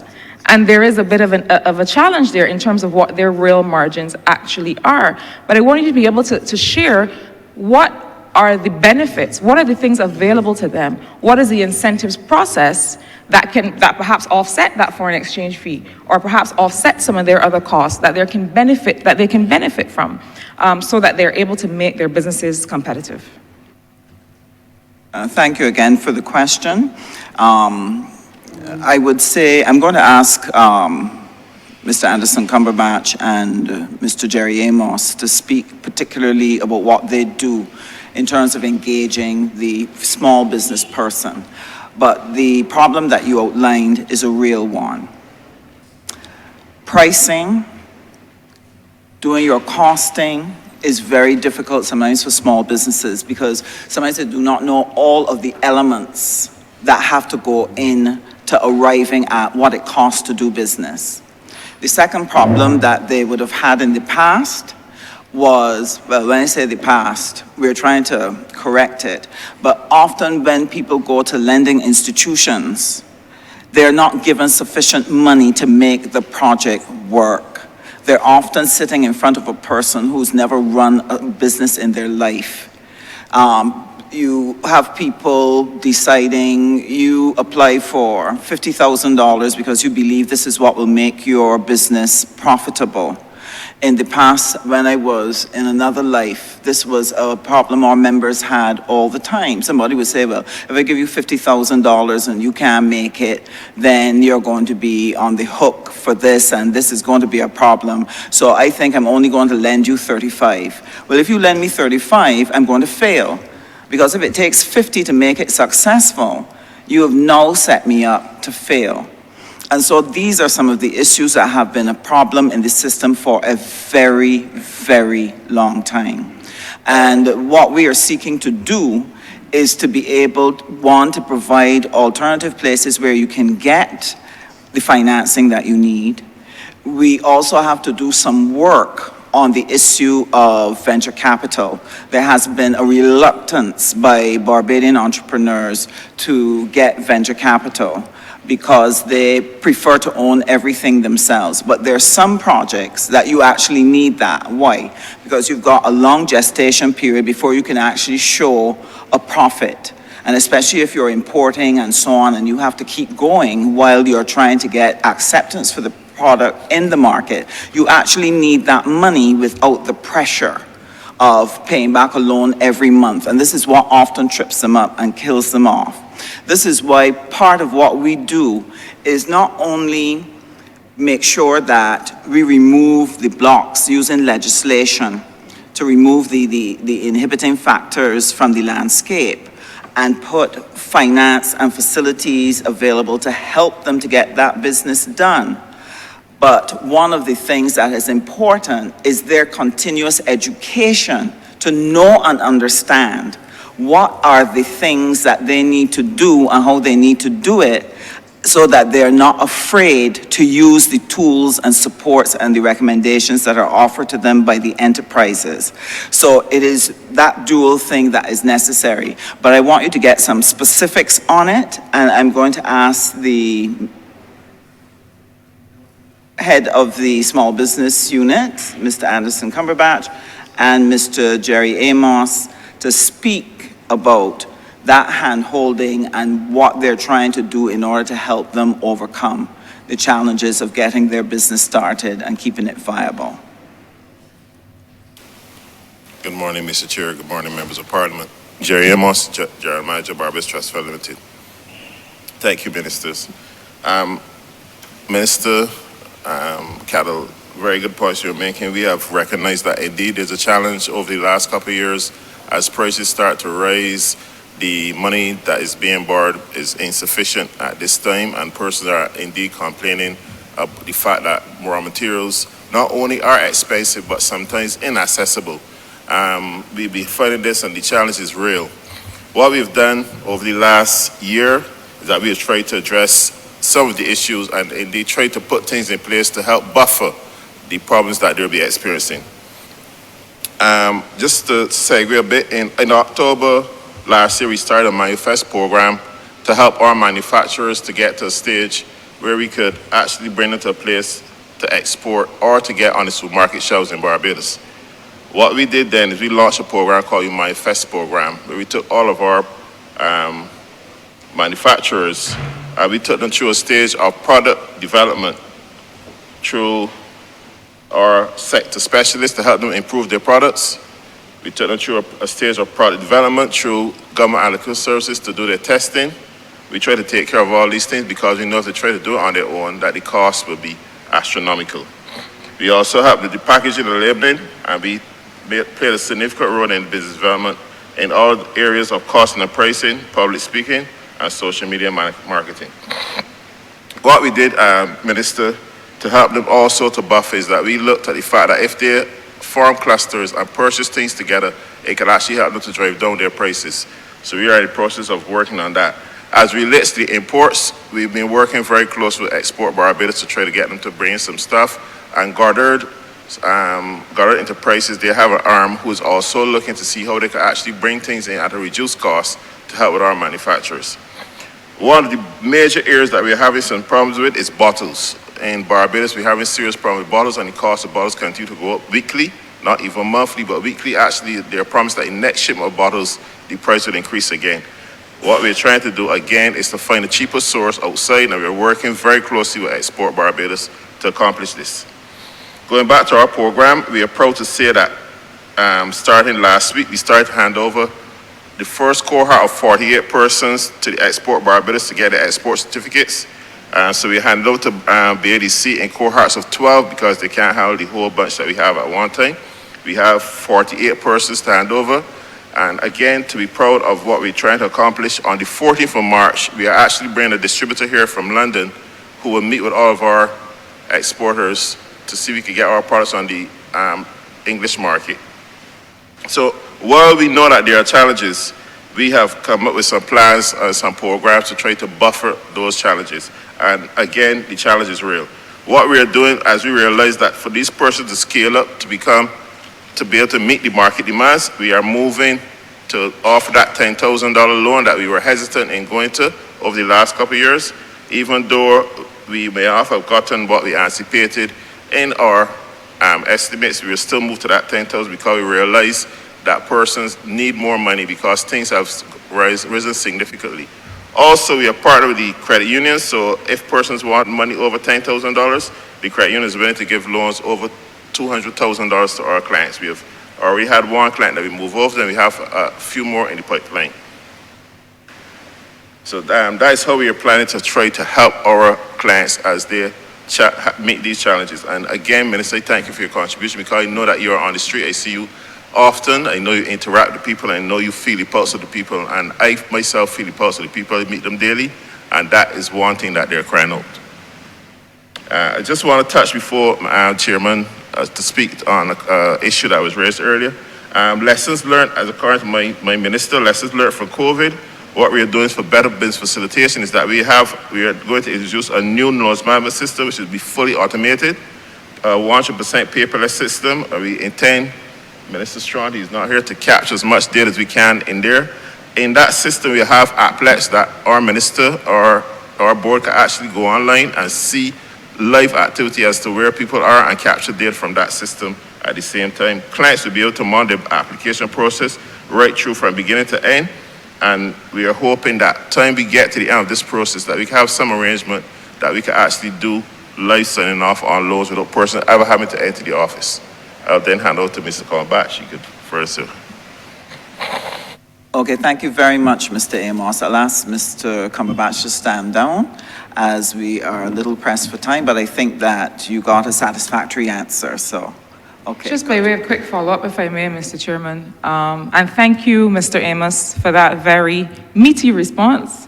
I made some notes as you were talking because these are things of which I was not aware, and I wanted to give you a chance for the people of Barbados to hear about some of these things. But just by way of follow-up on that point,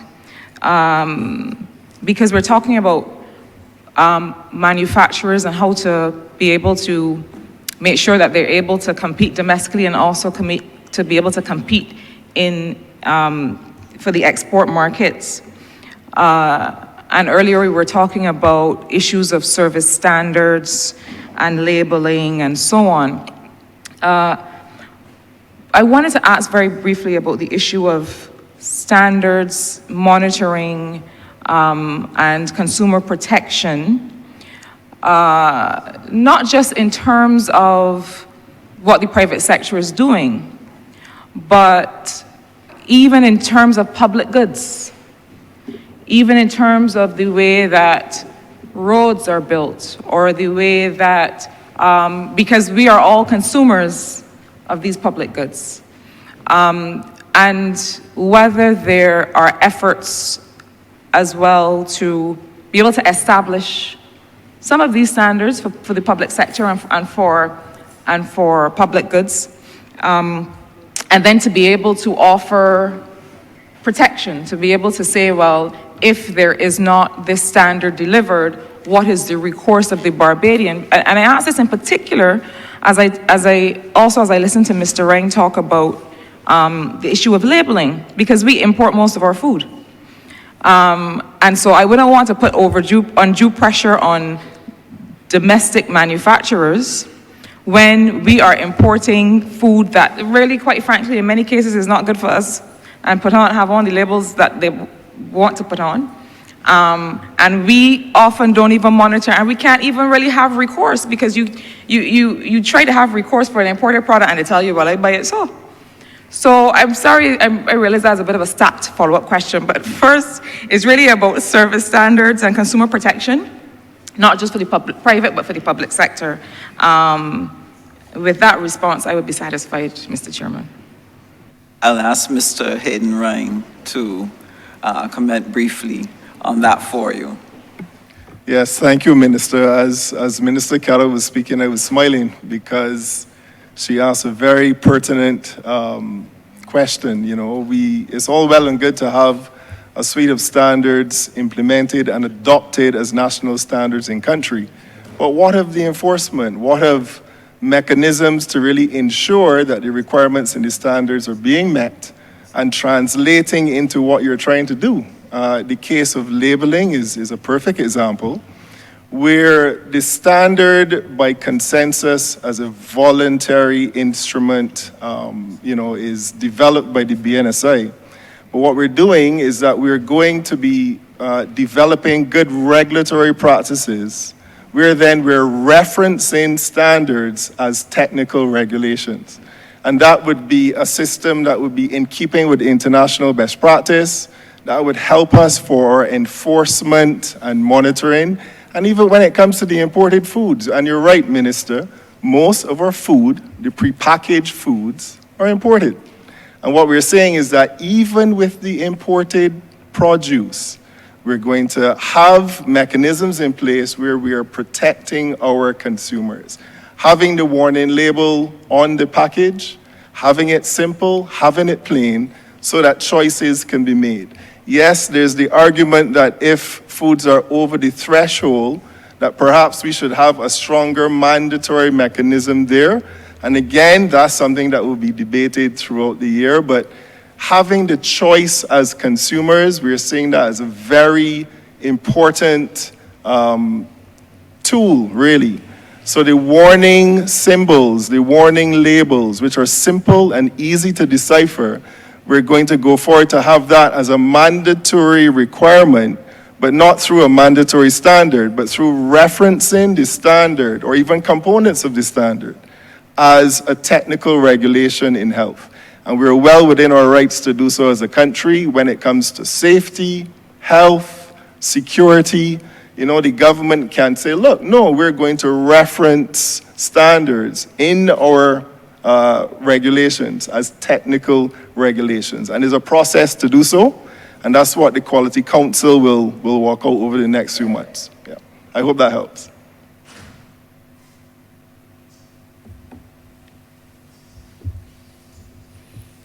Thank you.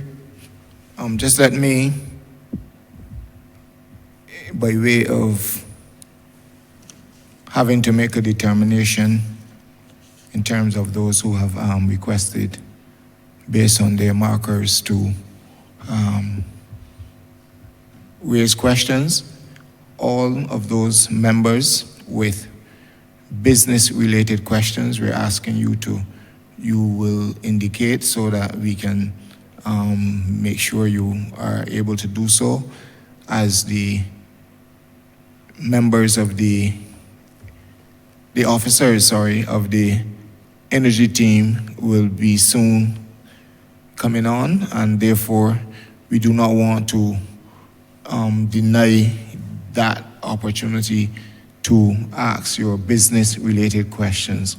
So if all those persons I see before me all those members before me have business-related questions, we're going to ask you to proceed with them. And the next member we have would be the Honourable Member for the City of Bridgetown. Thank you very much, Mr. Chair. Good morning to everyone. First, I want to do is commend the ministry. I was looking through the parliamentary brief, and I took particular interest in the major achievements. And the particular major achievement I want to point out is the national single window, because I believe that this will be critical in terms of improving efficiency and the ease of doing business. I also want to thank the members for St. Peter and St. Michael South Central for asking part of my question. It allows me to get down and drill down to the nitty-gritty of what I want the ministry to speak to. And that is, what is the plan or approach, if any, the ministry would have to reach those parts of society that believes that they want a chance at business too? They may not have achieved in education, they may have been deemed antisocial, but they want to be now involved in legitimate business. They want to be legitimate, and they say to the MP, he or she, I would like a chance. They may feel intimidated by the big buildings and the many firms. How do we say to them that they too can be included in this inclusive society, in this people participatory exercise of business? So through the chair, I will let you to speak to that constituent that asking, how can I get involved now? Thank you very much. One of the tenets on which we operate as a government is that we want to empower and include as many Barbadians as possible in our economic opportunities. And you will see this reflected in what we did with access to energy and the marijuana industry. And there'll be other things that we will be doing that will keep seeking to carve out space for entrepreneurs and people who want to engage. The Ministry of Energy and Business has a number of initiatives that will seek to do the same thing in terms of include and engage people. But we also partner with other ministries that help us to do that. So what we were speaking about in terms of the financial literacy training, one of the things that we want to do at the community level, and this is to reach the person who's right now not attached to any of the other regular organs to hear the information. Those are the people that we're trying to reach. And part of the financial literacy training that we want to implement at the community level will include, one, how can I increase my income? And how can I, if I have that interest, get into entrepreneurship? So that program will help give them their first steps, their first baby steps. And then it will hook them into all of the other services and all of the other initiatives that are available to them to support them in doing that. So the National Training Initiative, for example, has programs, courses in entrepreneurship. They can engage there. Both of our entities, Fund Access and Trust Loans, have training available to help you in your entrepreneurship. So we are going to be creating around those persons who want to be involved in entrepreneurship a ring of services and initiatives that will help them to do that. And one of the groups that we have been targeting and will be targeting would be like some of the people who were recently laid off or will be laid off. This is where you will help them to get that little start and see some hope in front of them that they can build their future. If I can add, though, in terms of visioning and the way forward, these are all things that this administration has done. I believe from the days of the start of the Trust Loans program under then Minister Dwight Sutherland, all of the work that started under financial literacy under Minister then Carrie Simmons, and now being led by Minister Sandra Husbands. Those are all critical initiatives which are ongoing. But I also hear you, Honourable Member, to be saying that sometimes people who feel as though they're on the fringes of society also want to be engaged and for us to meet them where they are. I hear you also to be saying that sometimes they don't feel as if many of these structures that already exist don't necessarily cater to them. I also hear you to be saying that we need to be able to allow for many of these persons. I believe the Honourable Member for, well, the Minister with responsibility for the blue and green economy now, who took responsibility for the block entrepreneurs program, that took persons who were otherwise on the block and engaged with them where they were, and then became a part of what the Honourable Member for St. Michael South Central spoke about in terms of entrepreneurship and people being able to be engaged also where they are, and the kiosks that were being built under those programs. So at this point in the ministry as well, aside from, or rather in addition to, the programs that already exist, I believe, and I agree with you, that we will have to be working far more closely with your entity, your work, your agencies, the work that you are doing at the community level, along with the Ministry with responsibility for youth, along with the agencies that are responsible for community development, to be able to get on the ground and to meet people where they are, and to be able to bring some of those innovative ideas. One of the things that we also have to be able to do is to engage with those people on what their new ideas are for a business. Because sometimes if we sit and we talk to people in a casual way, we hear ideas that they have had that they have never been able to operationalize, or they feel as though no one has ever listened to them about. And we need now, instead of waiting for people to come to the Trust Loans program or come to Fund Access specifically, or to come to community centers and churches and clubs and so on to work on financial literacy, we need to be able now to work in collaboration with you, Honourable Member, to bring those people to a table which they can identify with, to hear their ideas for what their contribution needs to be, and to match that with the support for business development and, of course, the all-important financing that they will need as well.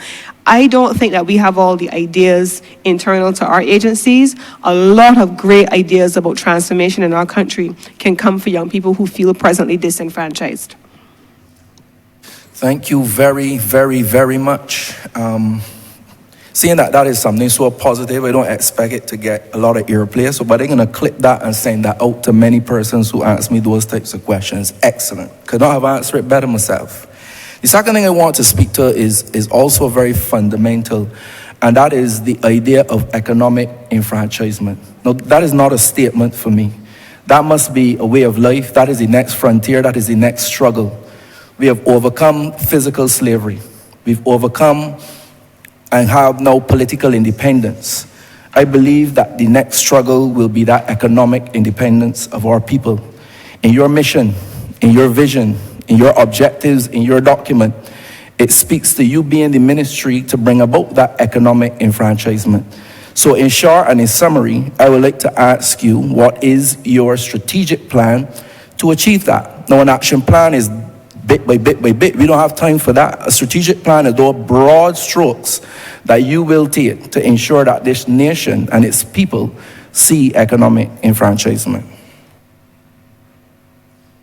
Part of the effort to do economic enfranchisement has to do with having knowledge of the opportunities. That's one of the first problems that you have within the economic space, that all of the actors don't have information about what is coming up, what is possible.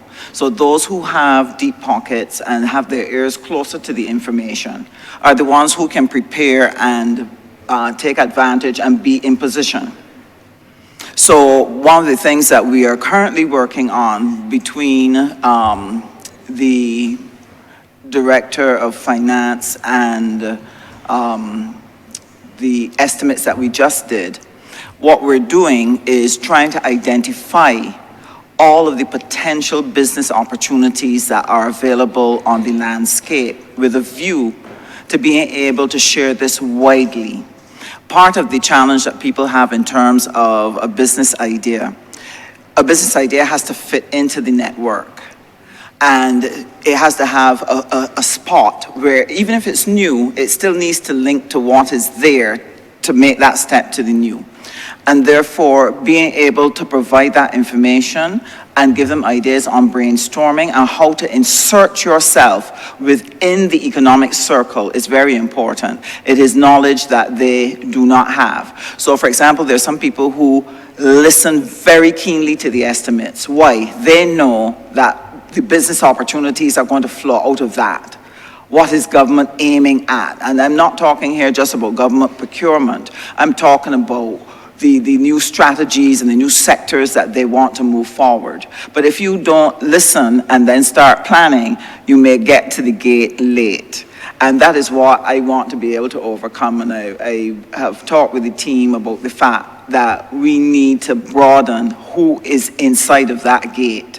And we will have to go there and spread the information and make sure that they understand what the opportunities are, be able to identify what will work for them, and then this is the network of support services that will be available to you to help you on that journey. And while I have the microphone, I want to say through you, Chair, to Barbados, we have a lot of young retirees who have a lot of experience. We are going to need mentors, and this is one of the ways in which people can help, where you can help talk through and support an entrepreneur on their journey. Because my goal is that business must become dinner table talk in every Barbadian home. If you don't hear business in your home, you will not learn all the little things that you need to learn to be able to be good at business. And that is one of the things that is severely lacking, especially within the Black community. Our communities don't have that. People hear about work as an evil necessity and not as something that you should desire, and business as something that you can get burned. So we want to correct that. There's a lot of change has taken place in since 1994 in terms of when we had the economic crisis. A lot of Barbadians suddenly realized that they were not safe in what they thought were safe jobs, including government. But what it did, it actually thrust out a new generation of entrepreneurs. And we are continuing to build on that, and we want to expand that group. If I can just bring some specific components of what we have actually done to the table and just share some of that. I believe last year, for example, in the budget presentation, the Honourable Prime Minister spoke about economic enfranchisement and inclusion for Barbadians and making people feel as though they had a stake at the table. And that's where the renewable energy push, for example, was launched. And we had the launch of the Homeowners Project, which allowed for every Barbadian to become producers of electricity by having their own panels on the roof. What we have seen over the last year as a consequence of that has been a significant surge in the number of Barbadians who are then carving out their stake in the game. We've also seen that there has been a commitment by this government of 30% local ownership, ordinary Barbadians investing in renewable energy projects now, so that is there as an investment opportunity and an investment vehicle for our people. Last week, I had the opportunity to chair and to open a local content workshop, also with the energy team and with the business team. And what was that? That brought together our entire business community, the business support organizations with energy, which sought to look at what are the local content, simply put, what percentage of local ownership, the democratization of access and the democratization of finance in the energy sector, and how do our manufacturers, our business people, our installers, all of those persons, how do they carve out a stake in the game? And that's just one sector.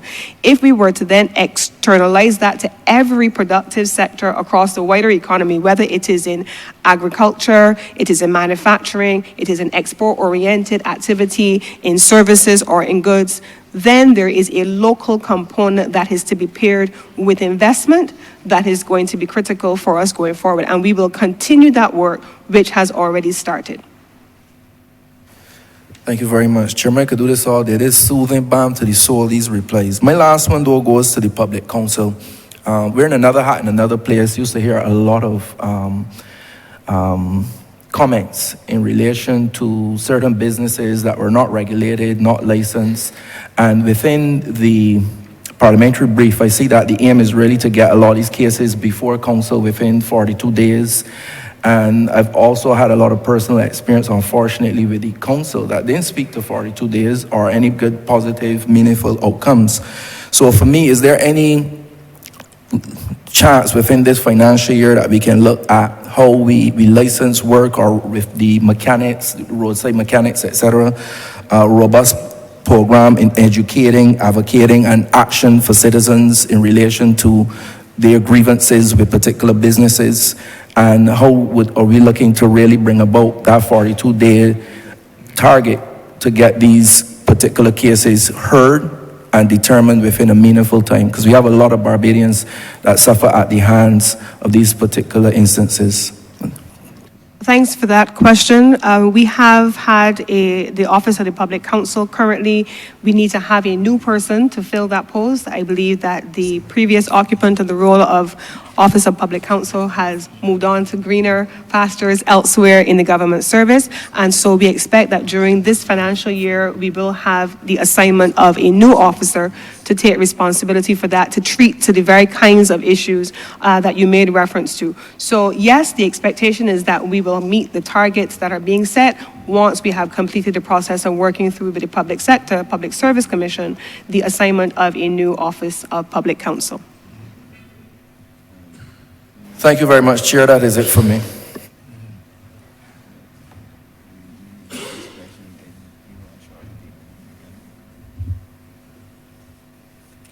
Thank you. Thank you very much, Honourable Member for the City of Bridgetown, and Honourable Minister and team. We intend to break for lunch quite soon, and we will resume with the Ministry of Energy. I'm going to give opportunity now to the Honourable Member for Christchurch West Central, and I endeavour, as the rule would allow, to give all Honourable Members an opportunity to raise their business-related questions. So we will operate accordingly in that regard, so that we can accommodate Honourable Members wherever possible. Honourable Member for Christchurch West Central. Thank you, Chair. I just want to ask two questions, and I will do it in rapid time. I heard you, Minister, and your team spoke limpidly on Friday about the 2,500 loans that you have given since inception. I heard you spoke about the $73 million spent thus far. I went as far as saying that you can create 2 jobs out of business industries, 2 jobs per week. I want to commend you on all this. And I also heard you say that thus far you have created about 3,000 jobs. And it sounds very amazing in its theoretical form. But I represent the fulcrum of Christchurch West Central. And those in Silver Hill, Gull Hill, Vauxhall, Kendall Hill, when I am canvassing, they ask me one question: Minister, why is it such an arduous, sometimes odious exercise and able to be able to access these loans? I want you to tell those in earshot, especially in the beautiful constituency of Christchurch West Central, what it involves in terms of application process right down to whether they get the loans approved or disapproved. And I want you to elaborate, because they seem not to have the confidence to go to an institution and knock on the door and say, I come for a loan. What are the conditions for these loans? What are the prerequisites? That's what they want to know. And second question, we started in this government in 2018. It probably started in 2019. You will be able to give the details better than myself. Something called a trust loan. Trusting people to trust themselves so they can have a tangible stake in this country. It is noble to say the least. I don't think it has ever been done in any part of the Western Hemisphere. I want you to go in a granular way and let us know what are the successes, what is the compliance rates, how much persons get loans, how the industries that are created, whether it's cottage or otherwise, agriculture, aquaculture, mariculture. I want you to be able to tell the people of Barbados how this has empowered, especially those school leavers. 60% say they have an equivocal desire to be entrepreneurs. You can elaborate in absolute limpidity. Thanks. Thank you very much, Honourable Minister. That is an excellent question, and I want to ask first the Manager for Fund Access, Ms. Esther Graham, to begin to answer the question, followed by Mr. Jerry Amos, who is the head of the Trust Loans Program. They have all of those details, I can assure you, and I'm going to ask them to elaborate fully in response to your question. Good afternoon. Esther Laura Graham, General Manager of Fund Access. I'm glad for the opportunity to explain to you our process and to also explain to you that our rejection rate is under 10%. So that persons, I'm hoping that that means that I can see a lot of persons from your constituency applying then to Fund Access, because the delinquency rate, the rejection rate is only like 10%. Currently, our applications are online, but we do make provision for those persons that have difficulty with technology, because there are some of us that still have difficulty with technology. On our website, we have all the categories of loans. A couple of years ago, we made the decision that we could not be all things for all persons. So there are different categories of loans. So the person accessing the loan for agriculture will not be the same. Will not be the same as the person accessing a loan, let's say, for retail and distribution, or would not be the same for the professional person, or would not be the same for the technology-minded person, the STEM loans. So we have different categories of loans. We even have what we call a business boost, which is garnered for persons that are now starting out in business, have no experience whatsoever, or have been in business for 1 year or less. That program allows us to do extra training, extra fashioning, so that they could then become successful in their businesses. So the applications, as I said, most of them are online. You just go online and you choose the sector that you are in. After you choose the sector, you go through the process, you make the appointment online, an officer contacts you, and you just go through the processes, and they say there's a 90% chance that you'll be successful.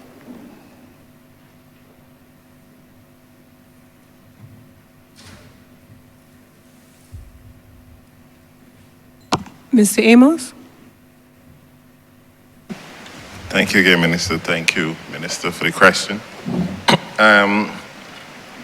As it relates to the process, Minister, We at the Barbados Trust Fund Limited try very hard to ensure that most persons that walk through our door are successfully loans. If we have challenges with person to plan, we try to actually assign some person to that individual to guide them as to how they can become successful even if they fail at the first attempt.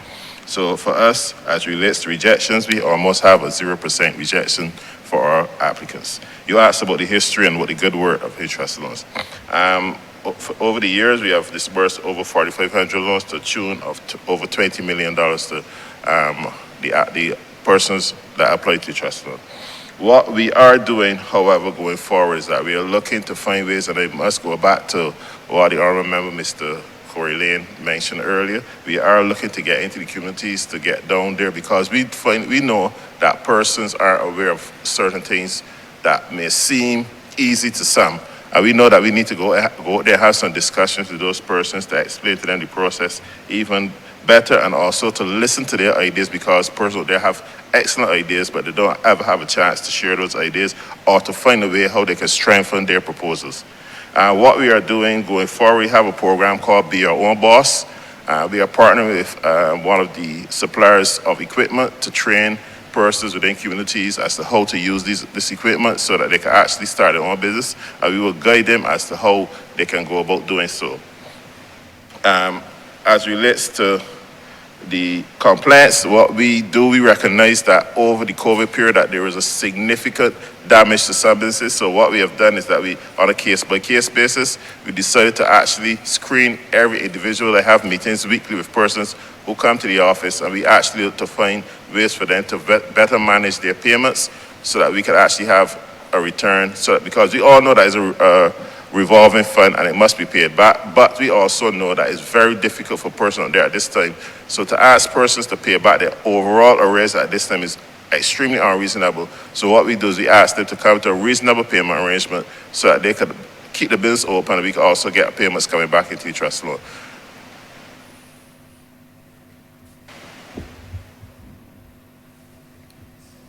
Just a follow-up, because it seems the application is very perfunctory, but I really want to know, is there any security when any persons present themselves from my constituency? Are they required to walk with $1 million, $1,000, $5, house and land? What do they have to come? Do they have to come with a suit, like a jacket, like my good friend here, or something? What is the prerequisites? I just want to know, because they're asking.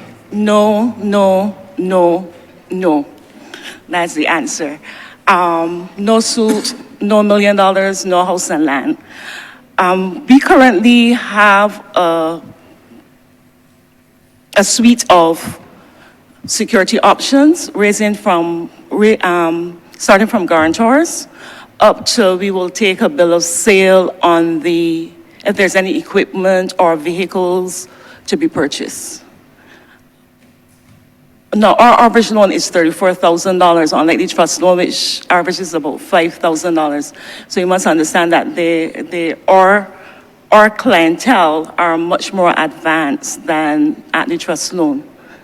So unfortunately, we cannot do the trusting. At the trust loan, you get the loan and you get the trusting, and you develop a credit history, which then allows you then to approach an agency like Fund Access. But we start from guarantors up to bill of sale on equipment, vehicles, and stuff like that. But the answer is no, and no.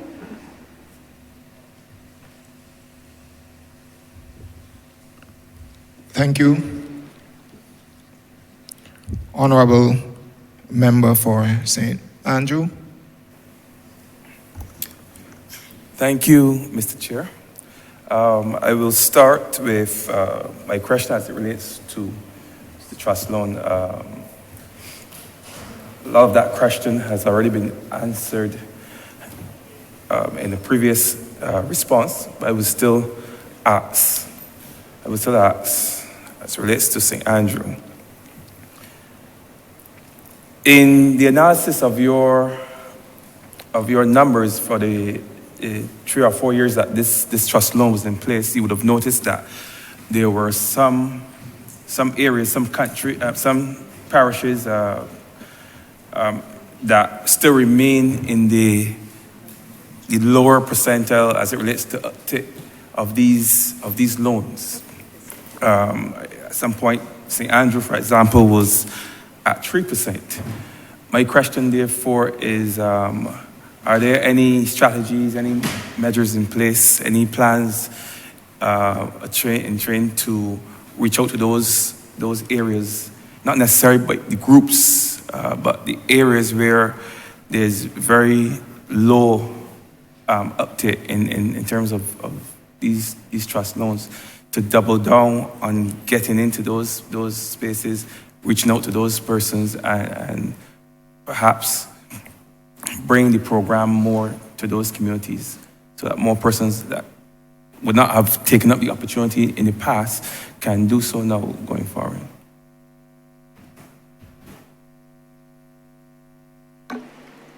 What I will share with you is how I have approached it.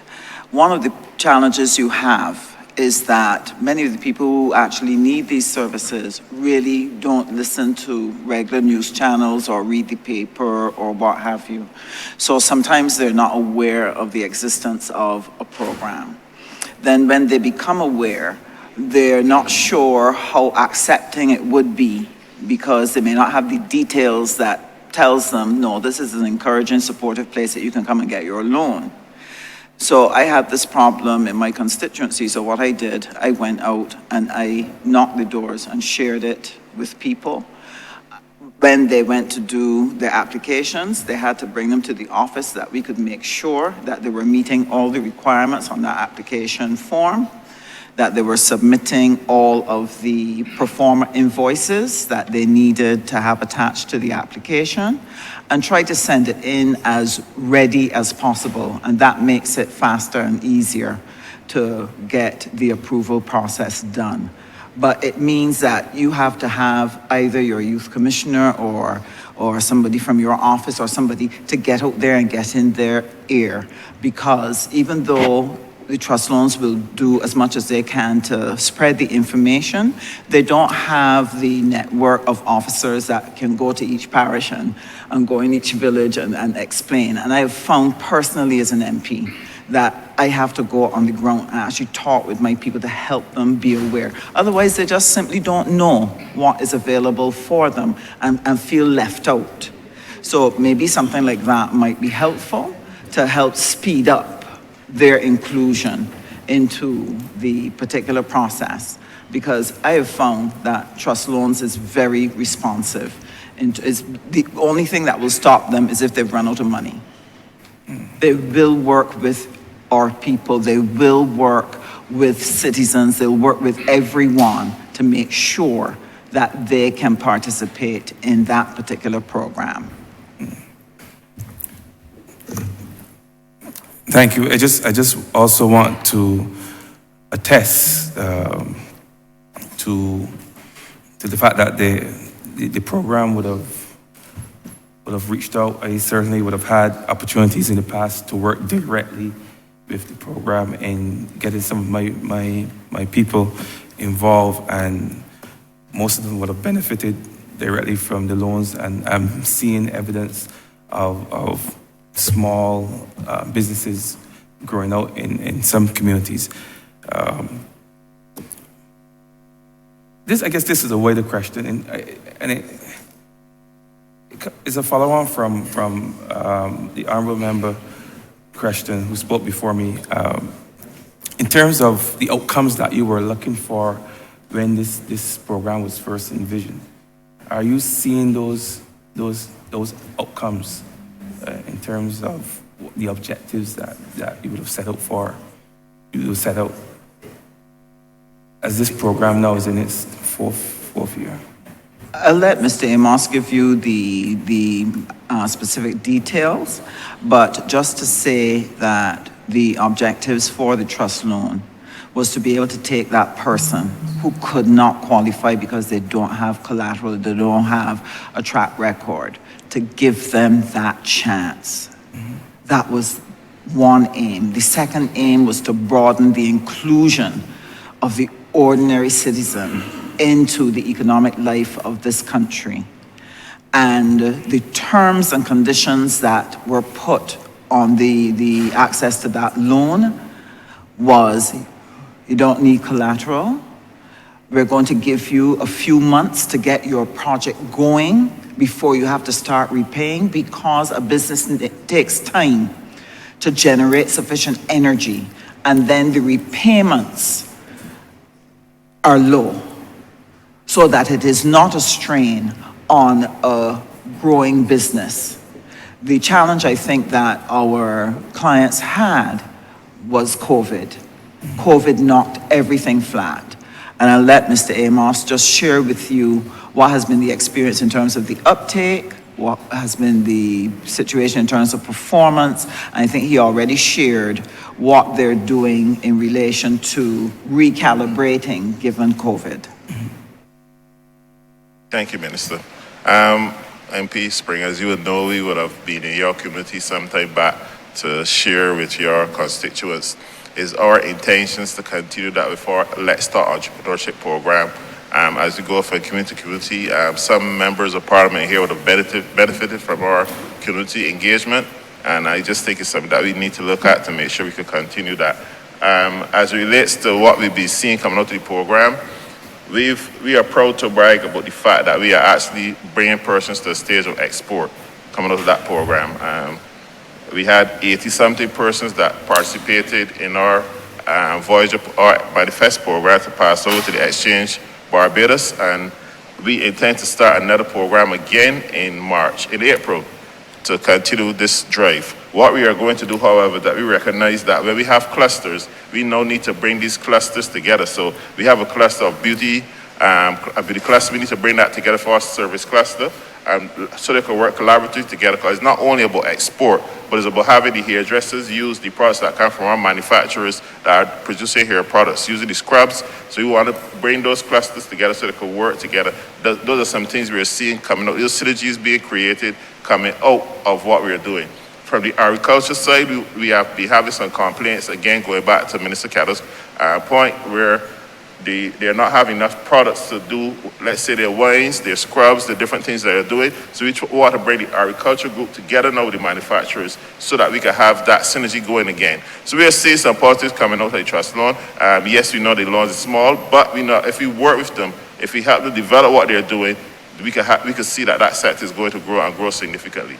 And we are seeing that drive going forward, and we intend to continue to push in that direction.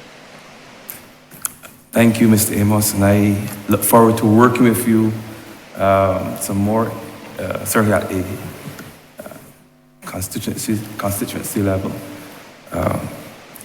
My third and final question, which would have been my first question, it has to do with standards. This morning we spoke extensively about standards. One of the things that one would recognize when seeking to have standards established is the length of time that standards normally take to be established. And I believe that there's a good reason for this. And I would wish to give you the opportunity now to share with this honorable chamber, why standards, we have to think through the process it takes the time it takes, and some of these steps involved in establishing standards.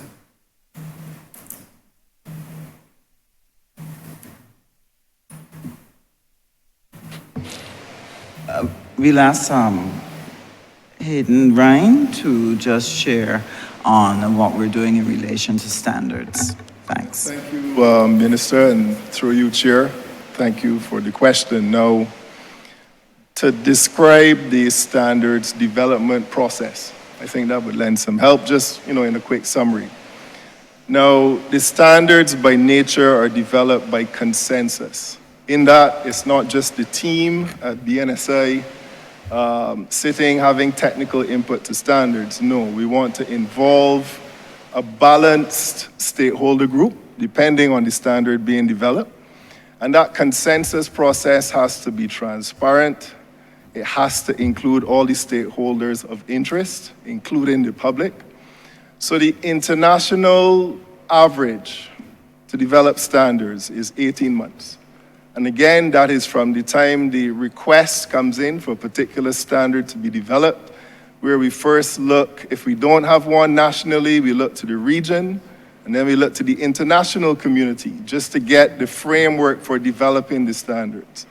Again, standards which are critical to our national development, you need to have ventilated throughout the stakeholders any impact, any requirements that they may have to do to adjust their business practices.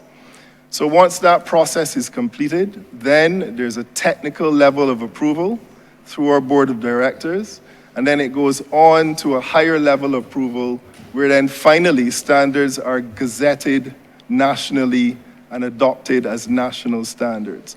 So there's a process by which, if we are not accountable to and we're not transparent with, then all of the agreements that we've signed on to, including the World Trade Organization agreement, including the good regulatory practices, we want to make sure that we're in keeping with our international agreements. And when they look onto Barbados and the way in which we develop standards, it is found to be in keeping with international best practice. So the norm in terms of the time for standards development, depending on the standard, is 18 months. But you would appreciate that the speed of which is dependent on the input of the stakeholders, the input of the private sector, the input of any industries or businesses who may have, an impact of this standard. So that's the way it's developed within our standards development process. I hope this answers, Minister. Yes, it does. Thank you very much. Thank you. Thank you, Mr. Thank Chairman. you, Honourable Member. We have passed our time set, but I want to give the Honourable Member for St. Michael East 2 minutes to ask your questions. Please put them all one time.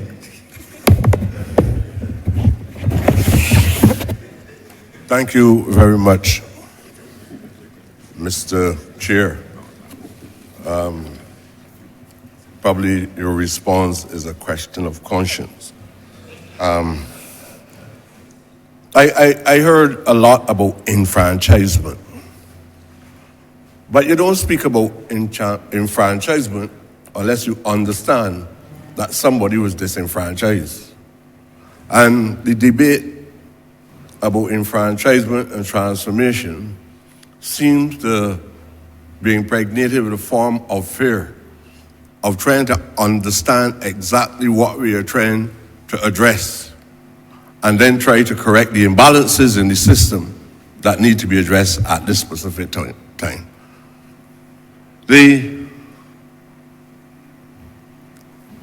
I try to see if we can package this in one question.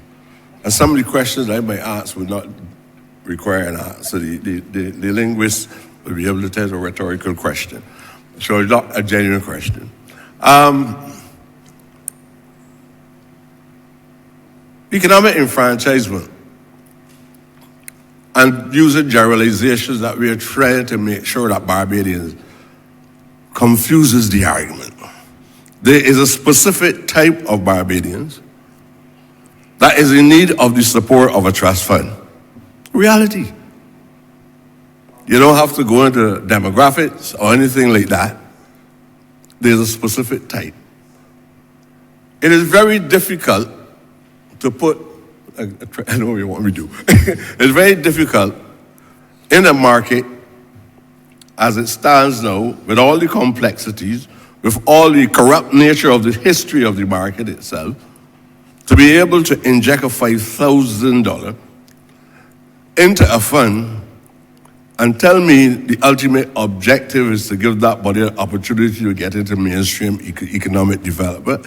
That is fallacy. Nothing truth about that. And if it was true before COVID, it can't be true now.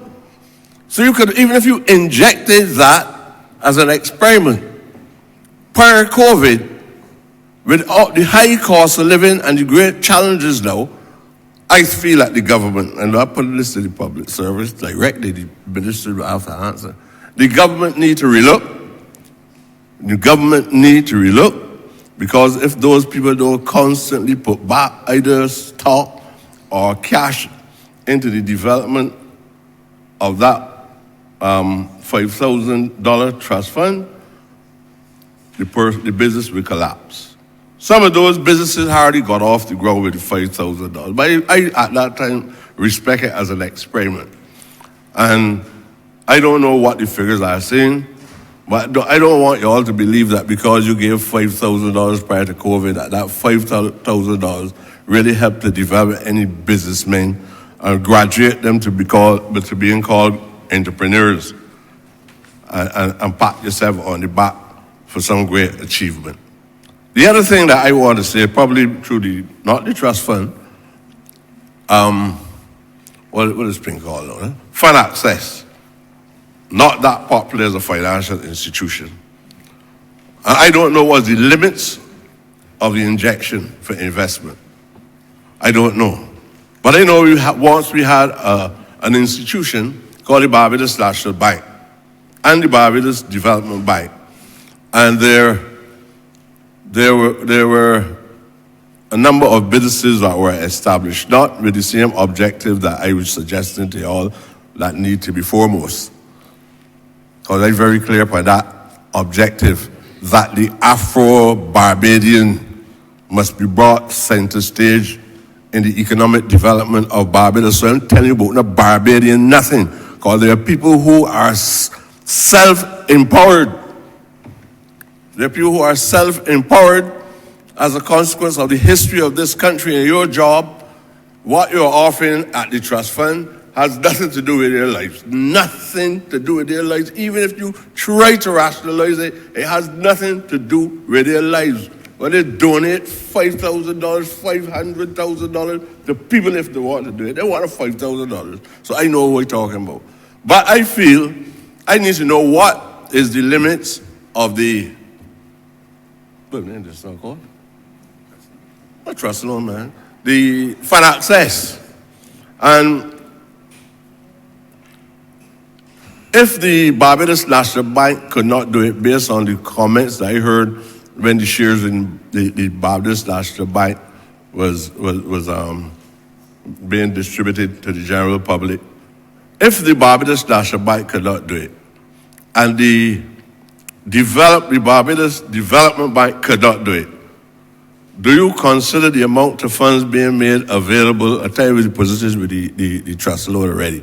Do you consider the amount of funds available and the different categories being offered in the other fund relevant in terms of bringing about a transformation? And that would tie back into some of the questions that were asked before. If you're seeing any positive indicators that you're achieving what you set about to achieve. But I would like to believe that comprehensive concepts were tossed around in the formation of both institutions that I'm making mention of. And I just want to know now if you are seeing positive signs, or do you have a limitation, or what time you expect to see positive signs in achieving what you set about to achieve. I hope I make it. I try to package it, sir. Thanks very much for the opportunity. Thanks for landing the plane. Before the colleagues come in, let me just deal with the policy framework for these two entities. So trust loans is providing loans in the first instance of $5,000, and then if you are able to repay that $5,000, then you come back and you can get a further injection of $10,000. If you repay that, you can come back. But the conceptualization, and I understand what the Honourable Member is referring to in terms of the experiment, and I think if we were to go back to the framing of how these two entities were first established, they were established for the purpose of building a trust economy. And you mentioned persons who don't necessarily fit into this space. And when we look at what was done, I believe, under the Honourable Minister, as it was at the time, Dwight Sutherland, these were people who would not be able to ordinarily walk into any commercial institution and qualify for a bank because they did not qualify for a loan. They did not have a credit history. They didn't have collateral. They had nothing that they could put up to be able to qualify them for a loan, because that's what this is. This was meant to be able to create the starting point, not the ultimate, the starting point for those persons to begin to enter the formal banking system. You trust me with a little bit, then you begin to earn trust with a lot.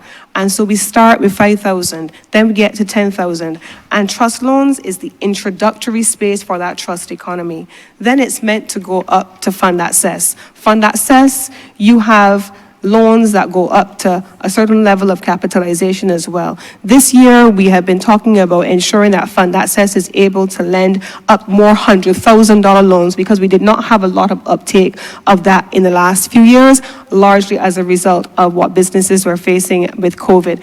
Then you have above the $250,000 tier, you have the Enterprise Growth Fund Limited.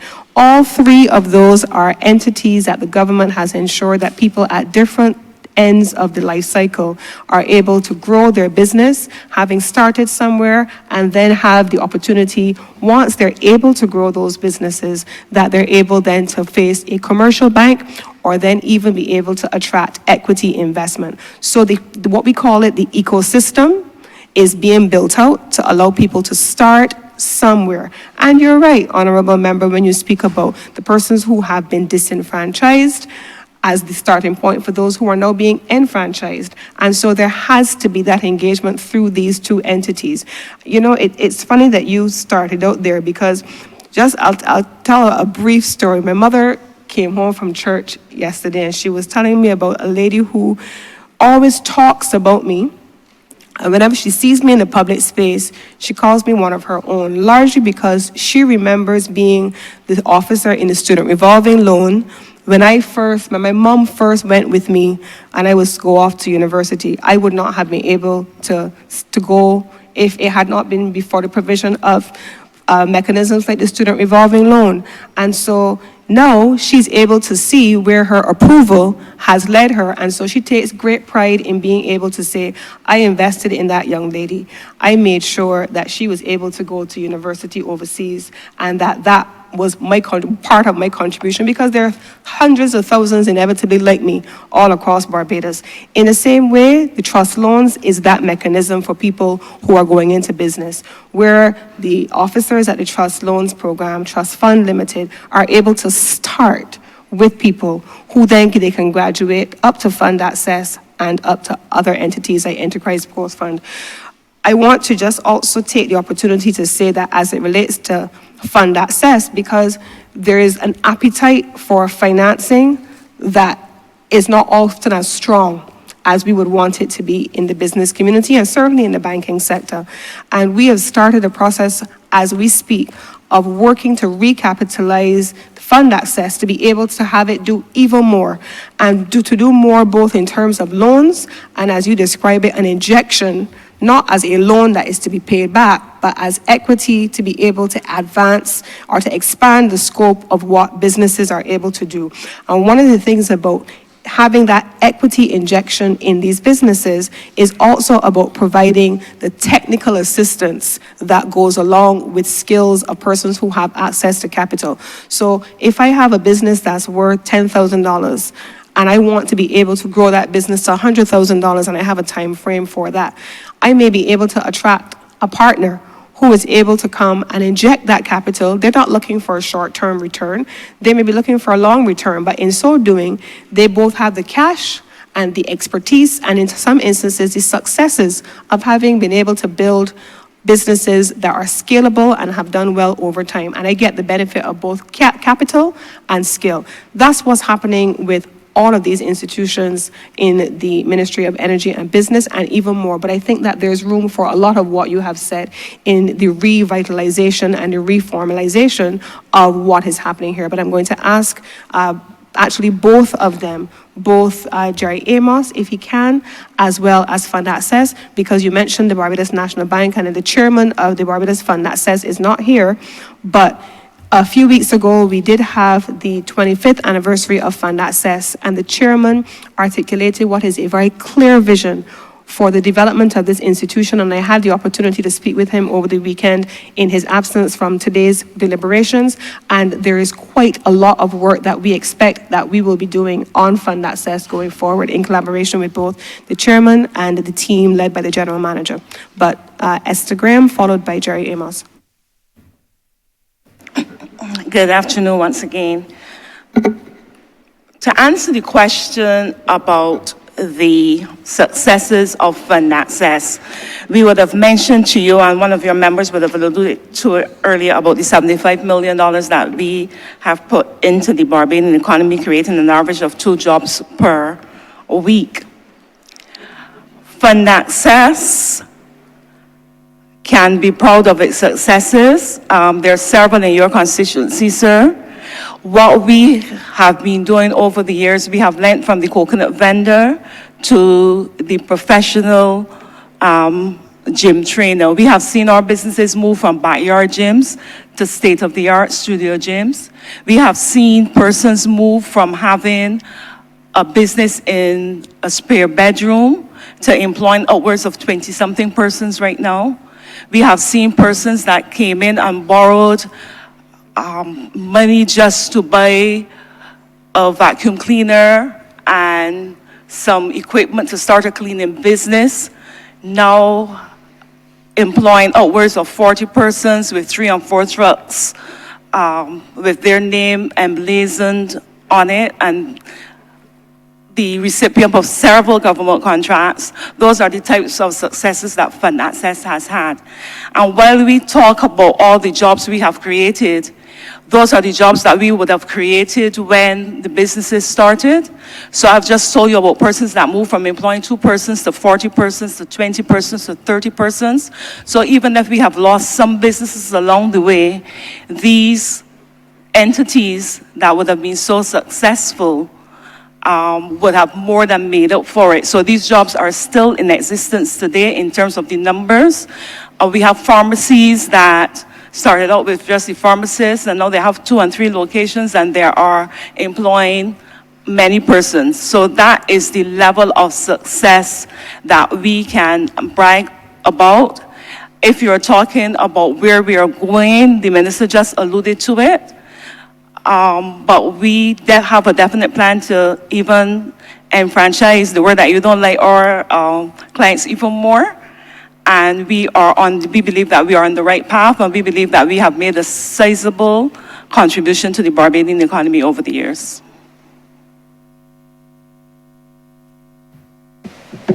Thank you, Minister, for your question. As it relates to the Bars Trust Fund, I take your point clearly, Minister, as it relates to the MP Prescott, as it relates to the $5,000. What we look at is, we know, as a matter of fact, for some businesses that $5,000 cannot start a business, but we have businesses that we can enhance, whether it be through technology, whether it be piece of equipment that they're enhancing the business with.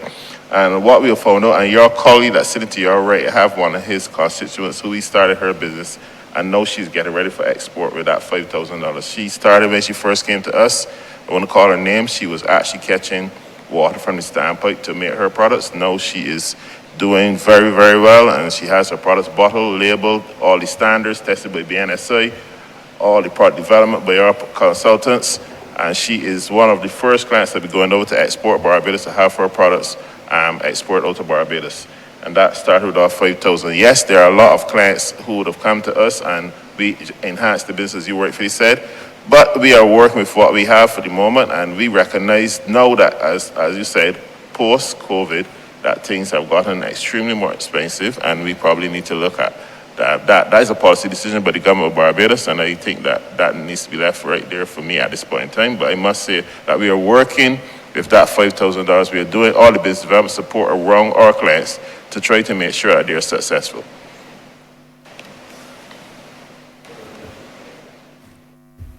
Just want to assure the ministers and the staff, probably my framing of the question, if you can say it, was that with the intention of assisting you in recapitalizing, but not with the same limitations that you have at present. It is impossible to tell me it was right pre-COVID to invest in 40,000 and tell me that the cost of living has escalated significantly and still believe that you can inject the same 5,000 that had been devalued substantially and not start off at a great disadvantage. So I would just put in a case for the ministry to the Minister of Finance and the Prime Minister that there must be some reconsideration of the financing of both institutions and extending the limitation to to face the realities of today. Chairman, just to give the honourable member the assurance that the Honourable Prime Minister has been very clear, especially as it relates to the Trust Fund Limited, that it is something that must continue, and the capitalization, the recapitalization of the entity is an absolute priority for this government. And so I want to make sure that I give that assurance. Thank you, Honourable Member for St. Michael East, and thank you, Honourable Minister and team. Honourable Leader of Government Business. Thank you, Mr. Chairman. I beg to move that you do now leave the chair and report progress to His Honour the Speaker. The question is that I do now report progress to His Honour the Speaker and ask for leave to sit again. All honourable members in favour, please say aye. Honourable members against, please say no. Methinks the ayes have it.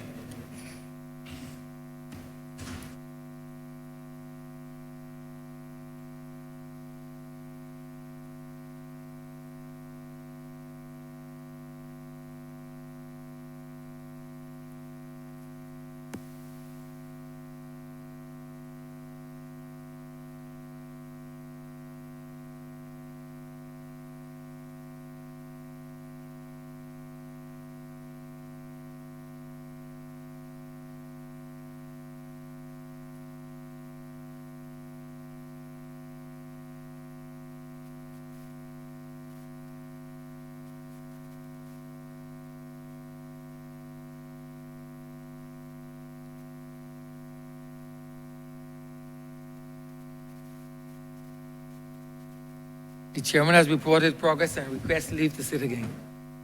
Honourable Leader of Government Business. Thank you, Mr. Speaker. I beg to move the suspension of the House until 2 p.m. The question is that this honourable chamber be suspended until 2 p.m. All those honourable members in favour, please say aye. Those against, please say no. We think the ayes have it. This honourable chamber stands suspended until 2 p.m.